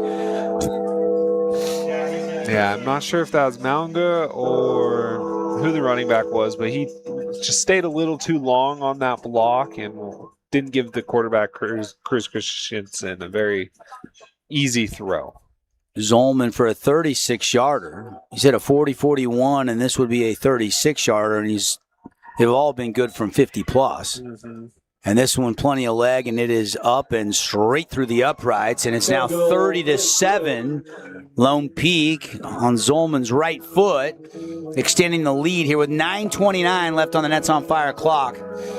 As Lone Peak leads on the Wilkins scoreboard by 23, we'll be right back on the Fan Sports Network and KSLSports.com. Fabulous Freddy's is the locals' choice for a full-service car wash. It's fast. Have your car washed in just 20 minutes or less. Fabulous Freddy's always keeps it clean inside and out with 2 Southern Utah locations as well as in Vegas, Lehigh, and Sandy. From bold statements to subtle compliments, Wilkinson's House of Lighting will help you more fully enjoy all the different spaces in your home. Find us online at shopwilkinsons.com or come in and see what's new. 88 East, 1160 South, just off Main. Huge news! Sport Court has a brand new showroom and design center, and it's next level. See why so many are choosing Sport Court here in Southern Utah for top quality basketball, pickleball, and multi-purpose courts. Learn more at sportcourtofsouthernutah.com. Back here in the Grass Creek Construction broadcast booth. Yeah, you got a big idea. Building with integrity is their competitive edge. Check out what Grass Creek Construction can build for you around Southern Utah or the state. And kickoff high, but returnable from about the 4. Muffed it for a second, picked it up. bouncing to the outside and not much there. Going to get the 12-yard line. A Also flag flies in on the tackle. Well, there is a penalty on the field. Believe that's going to be a horse collar on the tackle. Got a little too much up by the back of the neck, so we'll see if they wave that off or not. It didn't look like he really yanked him down from it, just had his hand there, so we'll see what. Yeah, it's a horse collar. I think that's what the officials saw. Same thing you saw, and I expect that to be the call here, which will kind of bail Crimson out of what would have been really poor field position. So it's a 15-yard penalty from the spot, and T. Andresen and the offense back to work. Some bright spots for the offense tonight. I mean, the freshman Noah Wetmore has been great. Elisa, the freshman running back, has looked very solid. Yep. And Tanawai Andresen, had the exchange, the fumble, had the throw. He underthrew a little bit. It was the one interception. But other than that, he's really done a nice job against a really talented defense. Yeah, no, it's been a good game for Crimson Cliff's offense. Whether the score shows it or not, they've moved the ball pretty well. Carried by number 24. Again, just T's throwing motion just as a quarterback last year, really. I think that really throw long. on that run that he had might be my favorite. Yeah. To showcase his ability to, look left, take a hit, throw on the run, and that was the one that set up that first touchdown and only touchdown of the game so far, is they'll run it again off the right side to Elisa. He'll spin off a would-be tackle. Still trying to fight. Yeah, and still never knees down, but momentum was stopped. Yeah, and once that arm with the ball touches the ground. Mustang, first down. And I'd love to see them take another shot. That's where their big plays have been, and that's kind of what you need right now. I would love to see Coy Duckett get a bomb thrown to him right here. Their safeties are playing up. I mean, look at that. It's coverage 0. You got one-on-one with all your receivers. You got press coverage with Coy Duckett. It's perfect time to take a shot downfield. You're not going to have much time. 1st and 10, and the blitz comes, and they get to Andresen, and then a flag thrown at the end of the sack. If I'm not mistaken, that it's the 4th sack of the game for the Knights defense. His helmet looked like he got ripped off, so I think there's going to be a penalty. Yeah, it might have been a face mask. But, yeah, they brought the house right there. You got to know you can't – the receivers all ran 10-yard curl routes right there. You can't be running – you got to run straight routes. Here's another look. A little stunt there on a loop, and somebody missed an assignment there, but I don't know if he got the face mask or just ripped the helmet off. Maybe. But, yeah, having the routes that have a couple breaks in them, when you're getting pressure, you just don't have the time for that. It'd be really interesting to see what Lone Peak can do. I mean, they've had a couple years where they've been to the title game and come up just a little bit short. And they would love another crack at it again this year. Yeah. Only win, I think, 1-3 in the region last year. Tough region, the toughest region in the state. And you got a weaker year with Corner Canyon, right? You would think, but that Coach Satera is now there. Eric Kerr is now at Weber State. Nice little throw over the middle, complete for a gain of 6. That's Jet Bastion again on the reception for the Mustangs. They're having Elisa come out. 2nd and 5. There we go. There's a running back. Teb's It's like they're only going to have 10 people right now, but Teb's making his way out there. 7:47 to go here in the 4th quarter. Tebs has a big crease. 1st down and more, down to the 30 of the Knights. Nice block by that offensive line and run by Tebs. Can't tell if all of the starters have been lifted, but definitely got some different players getting some reps here in the 4th quarter for defensive coordinator Ryan Denny and the Knights. Tackle made by number 25, Stroshine. The rain has started to come down as well. 1st and 10, taking that shot, high jump ball, and it's batted away. That one kind of hung up in the air and incomplete. Yeah, I think T saw the guy coming off the edge, tried getting rid of it, threw it a little higher than he probably wanted to, probably anticipated. Maybe the ball's a little wet now, seeing the rain come down. So it's not. There's not any wind out there on the field. I mean, you look at the American flag in the end zone there, and it's just laying still as it could be. It's actually a really nice night for some football. Second down, they'll run to Elisa has a big crease, puts his foot in the ground.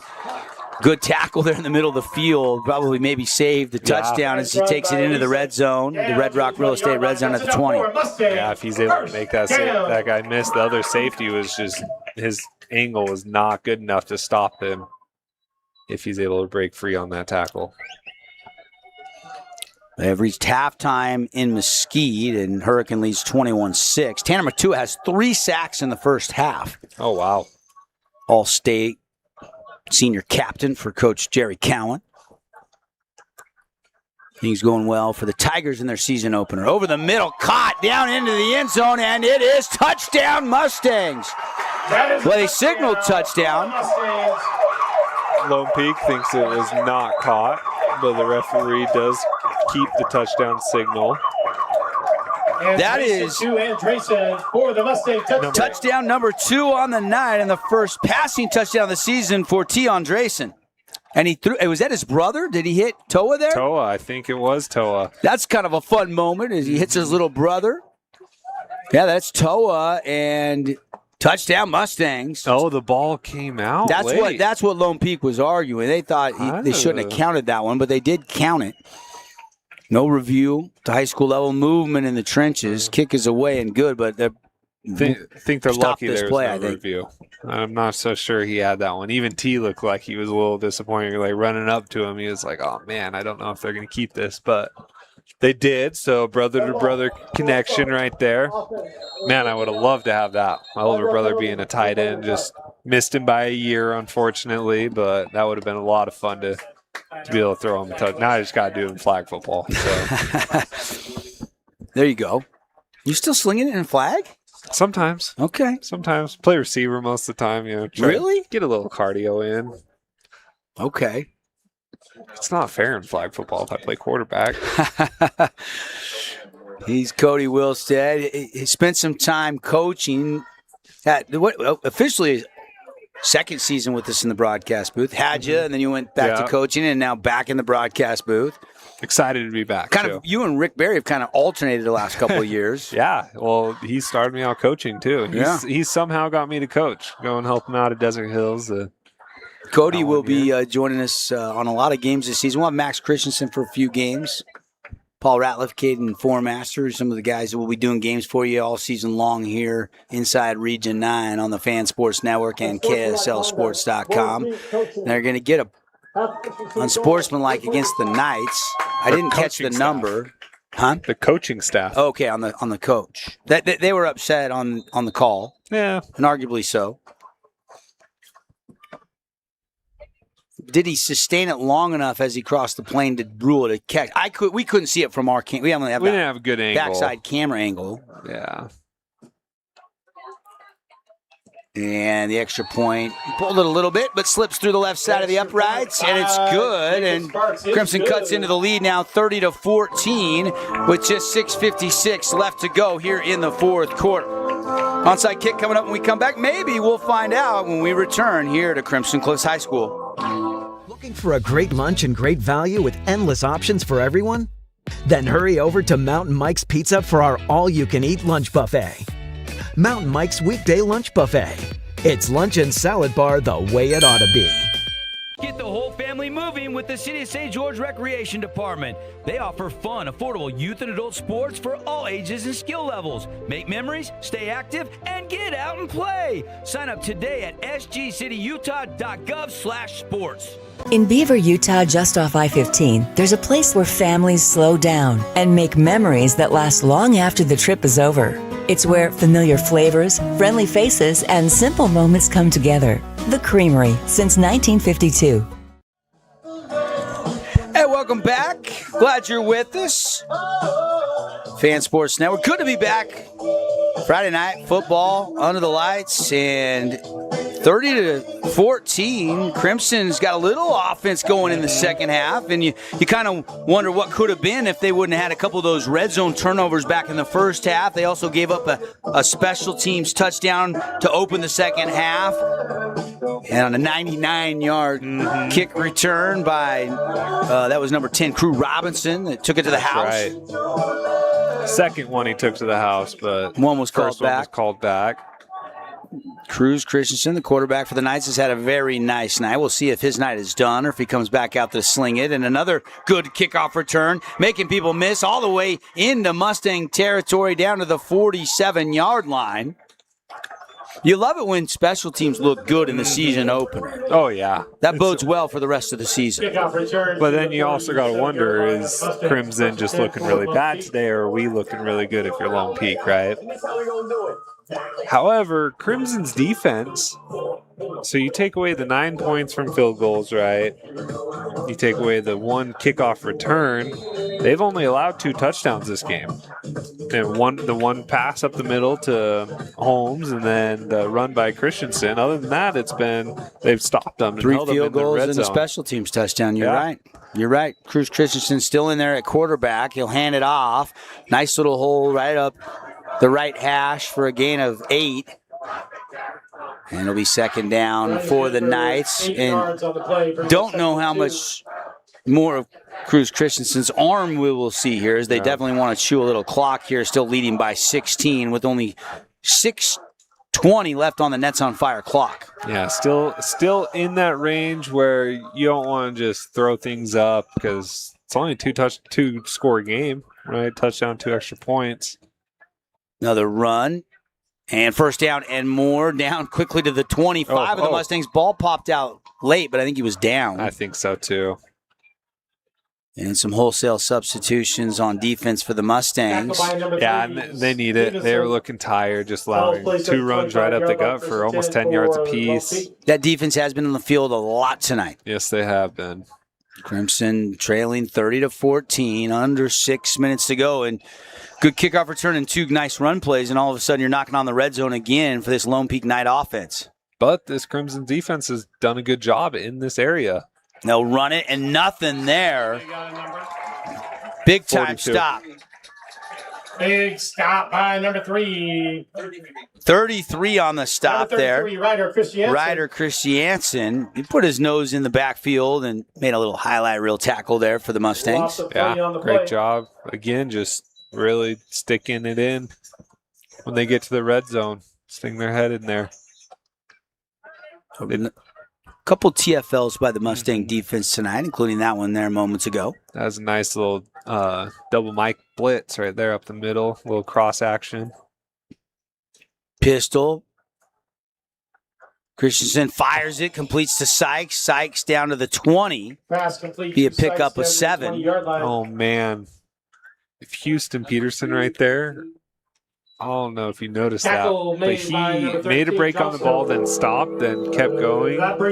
If he would have kept going, I think he could have jumped it. But he was in between the receiver and the quarterback, and so he would have had to jump it to get it. But he decided to end up trying to go make the tackle instead. I think he might have been able to get to that ball. And another encroachment by the defensive line on a hard count by Lone Peak, just doing number 42 again for Crimson Cliff. Solo Panama jumping offside. That's his 3rd one of the night. And no, Coach Wayne's not going to be too excited about that when they're going through film. Lone Peak still with the lead and driving up 30-14. Clock ticking down. Just a little over 4 minutes and some change left here in the 4th quarter of this one. Handoff gains 2, tackled Another short gain on the ground for the Knights. by number 33. Taking their time now, trying to run out the clock. Taking a lot of time in the huddle. Haven't seen them huddle too much. They've done a lot of no huddle signaling in the plays to everyone. Now they're trying to show their 4-minute offense, which in high school, switching up tempos is a very tough thing, so this is good practice for them. They'll run a little pitch to the outside, trying to set the edge and cannot. Well defended there, strung out. Tackled on the outside. And it'll be 3rd and 9 after no gain on the play. Yeah, it's solo Panama on the ground over there. Hopefully just a cramp, kind of grabbing at his calf. Hopefully he's just cramping over there and nothing too serious. Update up in Manti, brought to you by Flynn Companies. Pineview still leading Manti 38-28 with about 6.5 minutes to go. Dixie is down 55-14. Mercy rule clock has been activated in that game. Snow Canyon had the lead, but lost it 28-27, but just took it back on an Isaiah Thompson touchdown, and they're up by 6, 34-28. I wonder how much time's left in that game. That'd be a fun one to watch. Yeah, and I believe we might have jumped over there on the radio side. Of course, staying with the live stream here, but Caden Formaster, Paul Ratliff over there for that one. That one looks like it could be headed to an exciting finish. That could be a good one. What a way to start your coaching career. You got Tanner Baldery getting a huge win for his first. Yep, Desert Hills is a final. Beat Hillcrest 40-0. Big win for his first head coaching game. Yep. Excited for him. Played with him at BYU. That's right. Big fan of Tanner Baldery. He was with Sataki in his Bronco for his first 2, and then his final 2 years he was with Sataki, if I'm not mistaken. Yeah, recruited as a defensive lineman. And then when I got there, it was his senior year. He had moved over to tight end at some point. Don't know if that was that era when Sataki came in that they switched him tight end, but yeah, he was my locker buddy. Yeah, Tanner brought back Carl Franke, former head coach who won 2 state championships. Coach Panay Sewell, Noah Sewell, Nephi Sewell, all the Sewells through. Coached against me. Yeah, yeah.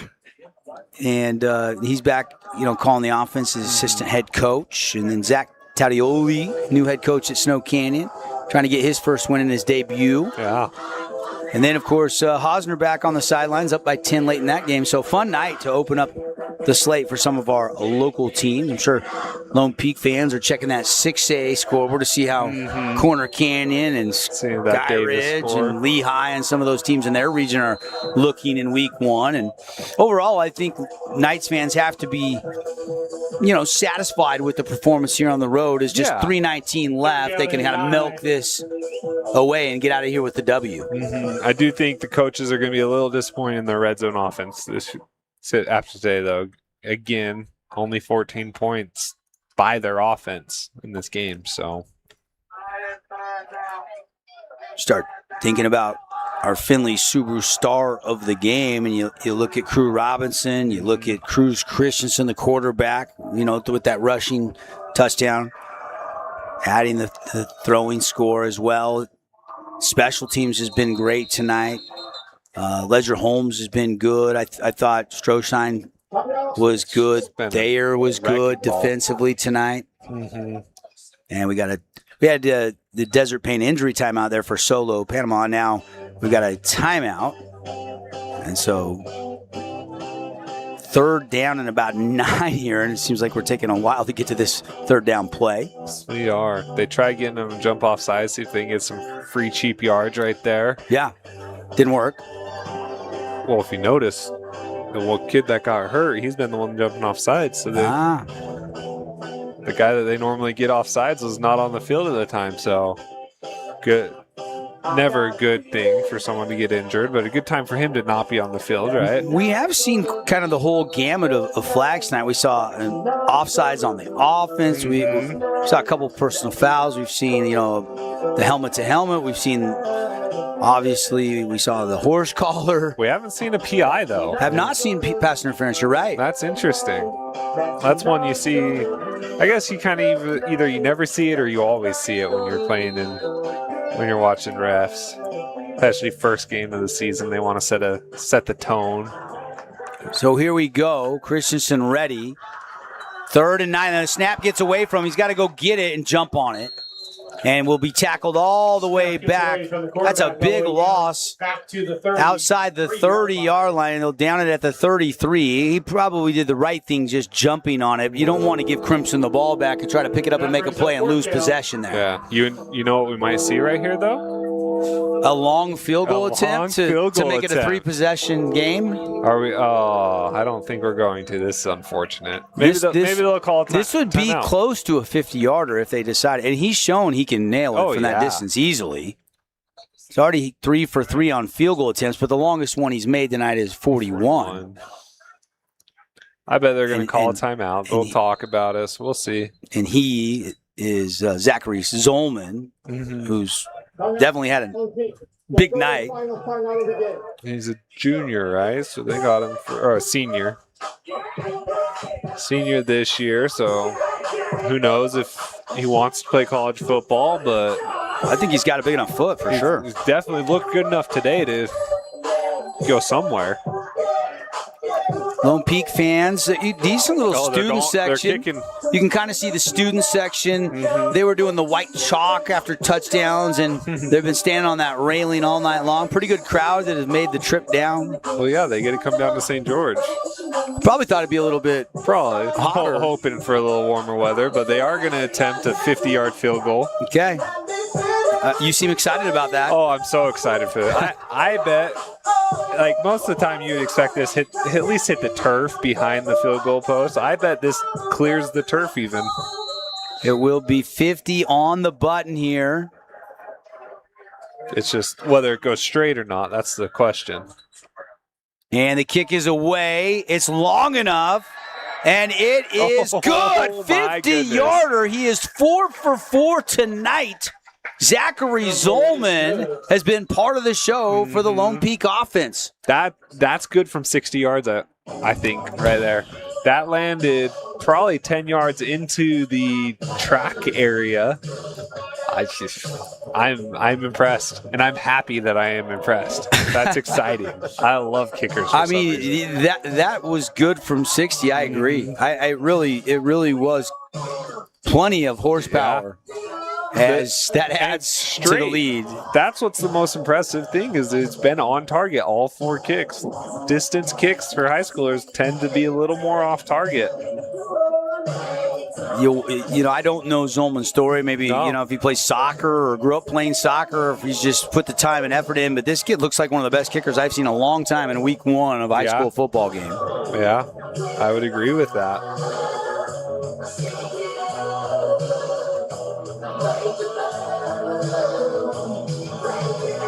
They got a little Def Leppard cranked up here, and now a 3-possession game, 33-14.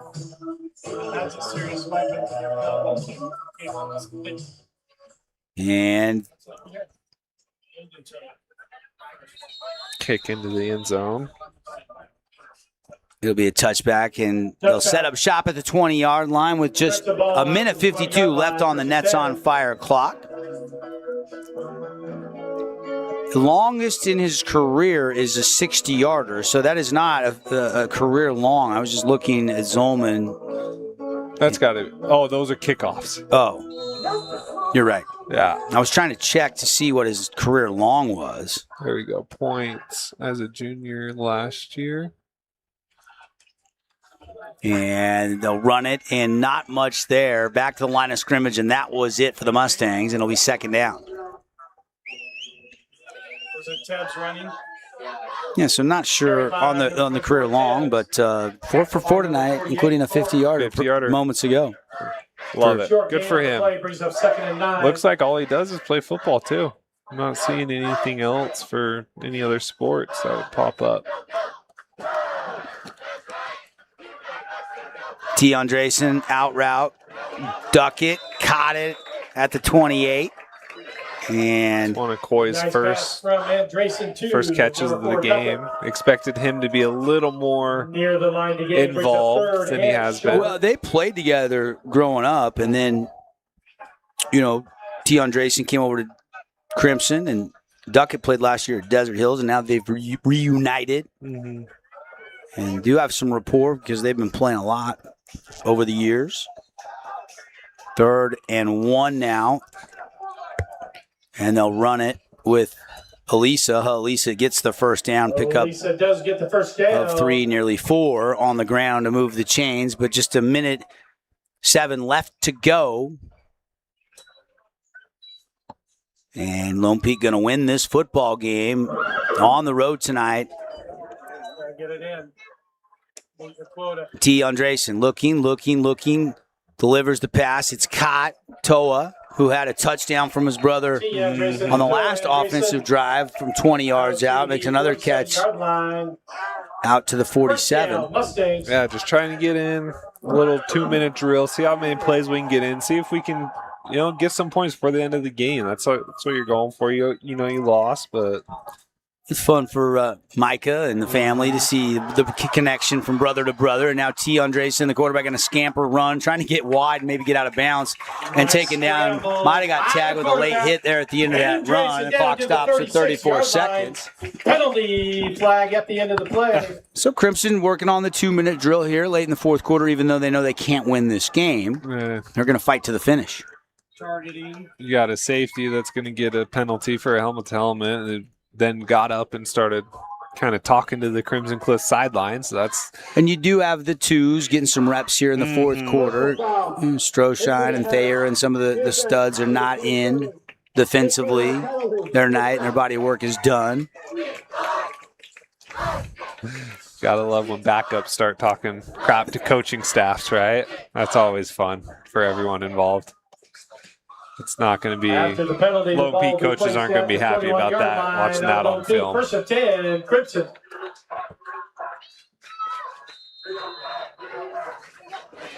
Mustangs ready to go. T looking into the end zone, going up top for Duckett, and Duckett, can he hold on? Yes, he does. He can. What an incredible catch by Coy Duckett for the touchdown from 21 yards out. Yeah, what a catch. Went up and over the DB right there. Just making a play when he needed to. The ball wasn't a great ball by Andresen, but Coy Duckett making a play, doing what we expected him to do, right? We expected him kind of be the guy. In this drive he was. So I'm happy for Coy. It's been a frustrating day for him, but being able to close out with that's going to be a good one. Absolutely. And some positive things here in the second half. All 21 points, if the kick is good, and it is up and it is good, have come in the second half for the Mustangs offensively. And Andresen is going to end up putting up some pretty nice numbers by the time this is on ice. There's 30 seconds left to go. 33-21 after that 21-yard touchdown pass, and what a catch it was for Duckett. If we could see it one more time. That would be a lot of trust. There's the rapport that these two have, right? Yep. And this is really good coverage. This is just trusting your guy to go up and make a play as they're tangled up in there. The DB's maybe didn't get his head around early is the only thing maybe you could criticize at all, because he was there step for step in his hip pocket. Yeah, I'm just very impressed that Duckett was able to hold on to it through the ground, through that contact. Like you said, the DB was in a great spot. He had caught the ball and the dude's helmet in the same catch. So now we're seeing a lot of skilled players out there, so I'm going to assume we're going for an onside kick. Yeah, lead is at 12 now, 33-21. The long wait is over, everybody. The 2026 high school football season has arrived, and expect some noise out of these two teams in their respective classifications. These are two teams that are used to playing for state championships. Yeah, they are. And should be right up there again for this year. Kick is recovered by Lone Peak at the 40. And the onside kick recovered by the Knights. And they can pretty much go victory formation here. They probably will.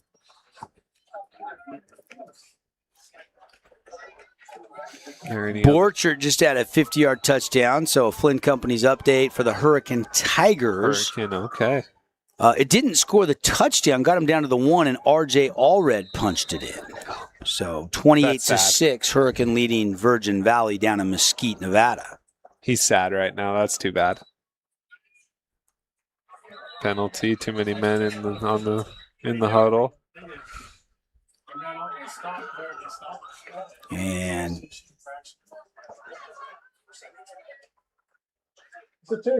now we're waiting for the official word.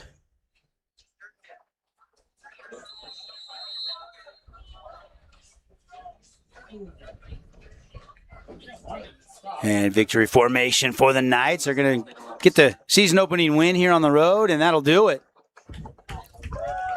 As the clock will tick down to 5 and 4, and that'll do it. Both teams will shake some hands, and Lone Peak will get out of here with a road win, 33-21 over Crimson. Thank you, fans, for being here this evening. And our Findlay Subaru star of the game, Cody, you get the call tonight. I get the call. Go see the all-star lineup at Findlay Subaru. You know, I think, I would love to say Cruz Christensen, but I think I got to go with. Is the special teams kick return swaying you for Crew Robinson? The special team kick return, both of them, technically. Yeah, one called back. It got called back. You want to go? You want to go? You going to go Zolman? No. I would love to, but I'm not gonna. I'm not gonna give the kicker when they scored.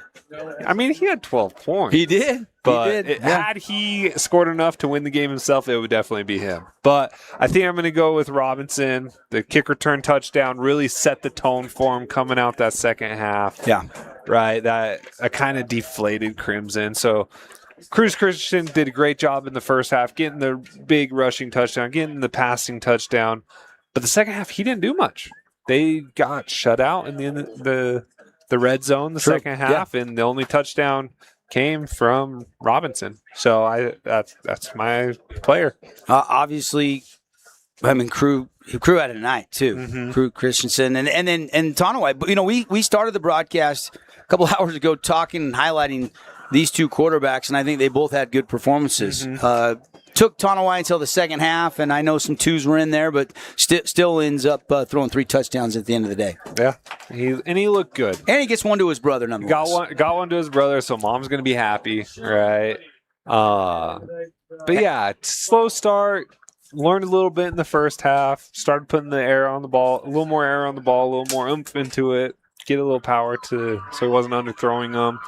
And I think he's going to be fine. All right, so we'll go with Crew Robinson as our Findlay Subaru star of the game. Let's go with Toa as our Jersey Mike sub of the game. I'm coming in there and catching a touchdown, and then our Appliance Wholesalers Plus Playmaker play of the game. How about Zolman's 50-yarder, little cushion, or do you want to go with the kickoff return for touchdown? The 99-yarder from Robinson. I think you got to go It's probably the biggest play of the game because you come right out of the locker room, and that kind of deflates Crimson, all that fire and brimstone in the halftime, and it's kind of the air kind of taken out of you there. And they did respond nicely after that and ended up fighting back. Very respectable when you just look at the final score, 33-21 for Lone Peak wins it. Absolutely. And that's a credit to Crimson's defense being able to trying to sway touchdowns. Cody into giving the kicker some award tonight, but he wasn't biting. I'm very impressed with that kicker. Zolman. I was trying for you, buddy. Hey, we're going to take a break. We're not done yet. We're going to get a wrap on this, and we'll see if we can get some Coral Canyon coaches' comments. Also get you some final scores from around the state and around the region in our Johnson Pediatric Dentistry post-game show after a message from our great local partner. Stick around, everybody. Your own relaxing, comfortable space. Boulevard Home offers the guaranteed best prices on furniture, appliances, mattresses, and more. And buy with no interest financing. Shop Boulevard Home because home is who we are. Red Rock Real Estate has over 350 professional realtors in the St. George area that specialize in the local market. Whether you're buying your dream home, looking for an investment property, or want to sell your home for the highest amount, the Red Rock Real Estate team is here to assist you. Get started now. Visit redrockrealestate.com. Flynn Group plays to win. From commercial to residential projects, we deliver the total building envelope. Roofing, glazing, and architectural metals. Championship quality every time. Flynn Group, we've got you covered. Oh, hello, Italian nightclub from Jimmy John's. Ciao, freshly baked bread piled with Italian-style meats. Hey, hand-sliced veggies. Am I obsessed with this sandwich? Yeah. So what if I am? Jimmy John's. Order online or on the app. Huge news! Sport Court has a brand new showroom and design center, and it's next level. See why so many are choosing Sport Court here in Southern Utah for top quality basketball, pickleball, and multi-purpose courts. Learn more at sportcourtofsouthernutah.com. Nets on Fire is the place to hoop in Southern Utah. Elevate your game with group or individual training with elite coaching. Hustle to netsonfire.org to learn more and see why so many rising stars hoop at Nets. Nets on Fire, building champions on and off the court. From bold statements to subtle compliments, Wilkinson's House of Lighting will help you more fully enjoy all the different spaces in your home. Find us online at shopwilkinsons.com or come in and see what's new. 88 East, 1160 South, just off Main.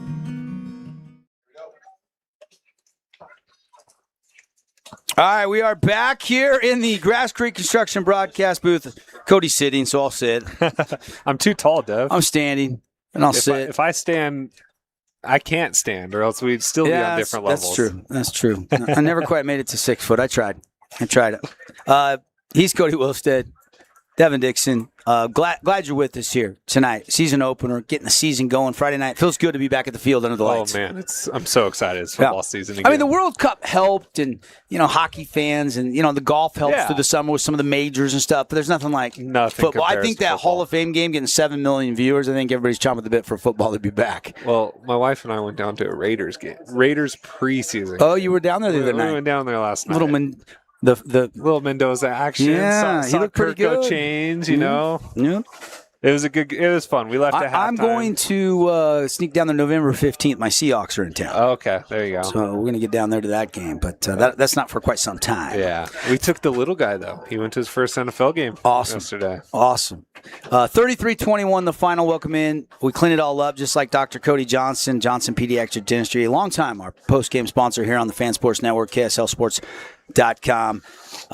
Again, handed out some awards. Don't have all the stats tallied up just yet, but huge day for both quarterbacks, both throwing touchdowns. Christensen added a rushing touchdown. The special teams was terrific. I thought big win in that department for Lone Peak tonight with 2 touchdowns returned, one that counted, one that was called back due to a penalty. 4 for 4 for field goals for Lone Peak. Zolman was great. I mean, 50-yarder, 41-yarder, a 40-yarder, and a 36-yarder, I believe. I believe so. So, really, really good night there. Radio coverage, we've switched to the Snow Canyon Spanish Fork game. They're going back and forth. Spanish Fork just took the lead after Snow Canyon just retook the lead. So, we're going to put a bow on this, and appreciate you tuning in and watching here on the Fan Sports Network, and good to be back Friday nights under the lights. Do want to let you know Pineview just won. So Coach Hosner, after a 5-year break, back in the win column for Pineview. They win on the road up at Manti. Hurricane is rolling right along. It's 35-6, early third quarter down in Mesquite against Virgin Valley. Desert Hills, they won 40-0. Mm-hmm. Coach Tanner Baldery's debut goes as a win. So things rolling around pretty nicely for Region 9 tonight. But Crimson, respectable, yes. But some things they're going to have to clean up against a really good 6A program. Yeah. You just can't make as many mistakes as they did. The turnovers in the red zone hurt them. One fumble, one interception, and just a little too big a mountain to climb in that second half. Yeah, and against a team that of Lone Peak's caliber, you can't be making any mistake like that. And teams, Crimson's been that team that for Region 9 schools the last couple of years where you can't make those mistakes against Crimson, so they know that Coach Wayne's going to do a great job getting it all figured out. A couple dumb mistakes, just unsportsmanlike penalties, maybe a blocking or a blindside hit here and there by both teams. Lots of encroachments by the defensive line, so expect a lot of teams a lot of emphasis on that and to not see as many penalties going forward. But both these teams are both very well coached. Yep, I agree. Great stuff from Cody tonight. Final thoughts, and then we'll set the table for next week and put a bow on this. Do want to thank Jersey Mike, sub of the game. We went Toa Andresen. And congratulations to Crew Robinson, Cody's selection as our Findlay Subaru star of the game. And the play of the game, we went with the 99-yard kickoff return because he literally jumped up. He knew he was staying He wanted it. inside that goal line so he could return that kick, and then he took it for the house call. Yeah, Robinson, big night on that kick return as well. Do want to thank a couple sponsors, RV Repair. Man, I can't see, Cody. I gotta. There we go. RV Nation Repair and Simply Wisdom Tea. Some of our sponsors bringing you the broadcast night. D1 Training, the Creamery. Some of our new sponsors. We're super excited to welcome them in for the broadcast this year, and you'll be hearing a lot more about them in the weeks to come. Honolulu Grill back with the skin this year, as well as Sport Court of Southern Utah, to name a few. Next week, for your viewing enjoyment, another doubleheader coming your way here on the Fan Sports Network, as we will bring you two more games. Desert Hills and Timpanogos, and Cedar and Pineview. Those will be our games. And then we're also going to be doing some volleyball games next weekend. That's one of the new things that we are doing next weekend. We're going to be doing the Desert Hills Desert Tournament. We'll be streaming that for you as well. So a busy weekend for the crew next week. And then we want to invite everybody next Friday out to our brand new partnership with Texas Roadhouse, Desert Sports Management, Short Fuse, as we raise money for our local schools. We're throwing pep rally pit stops at Texas Roadhouse. Each school has a designated night. First up, with Cedar coming down to play Pineview, invite Cedar fans to stop on by before or after the game. Get some Texas Roadhouse. Zeppy's going to be there with dessert. We're going to have a 1-hour live show there where we'll interview coaches. Coach Hyatt will join us, and maybe some other coaches from other sports for Cedar, and we raise money for Cedar High School. And then not too long after that following Wednesday, and all the way through September 30th, every Wednesday after that, we'll get through all of our Region 9 teams. So check out the Fan Sports Network for your school's event schedule, and hope to see you there over at Texas Roadhouse. Going to be a lot of fun. Final thoughts, Cody? Game one in the books. I'm excited. Game one in the books. Excited for the year. You'll see Cody on a bunch of games this year, and we're excited to bring them to you as Crimson does fall tonight by a final score on the Wilkinson scoreboard, 33-21. Thanks for watching. Thanks for listening, everybody. You guys have a great night. We'll see you next Friday night here for more high school football on the Fan Sports Network. Good night, everybody.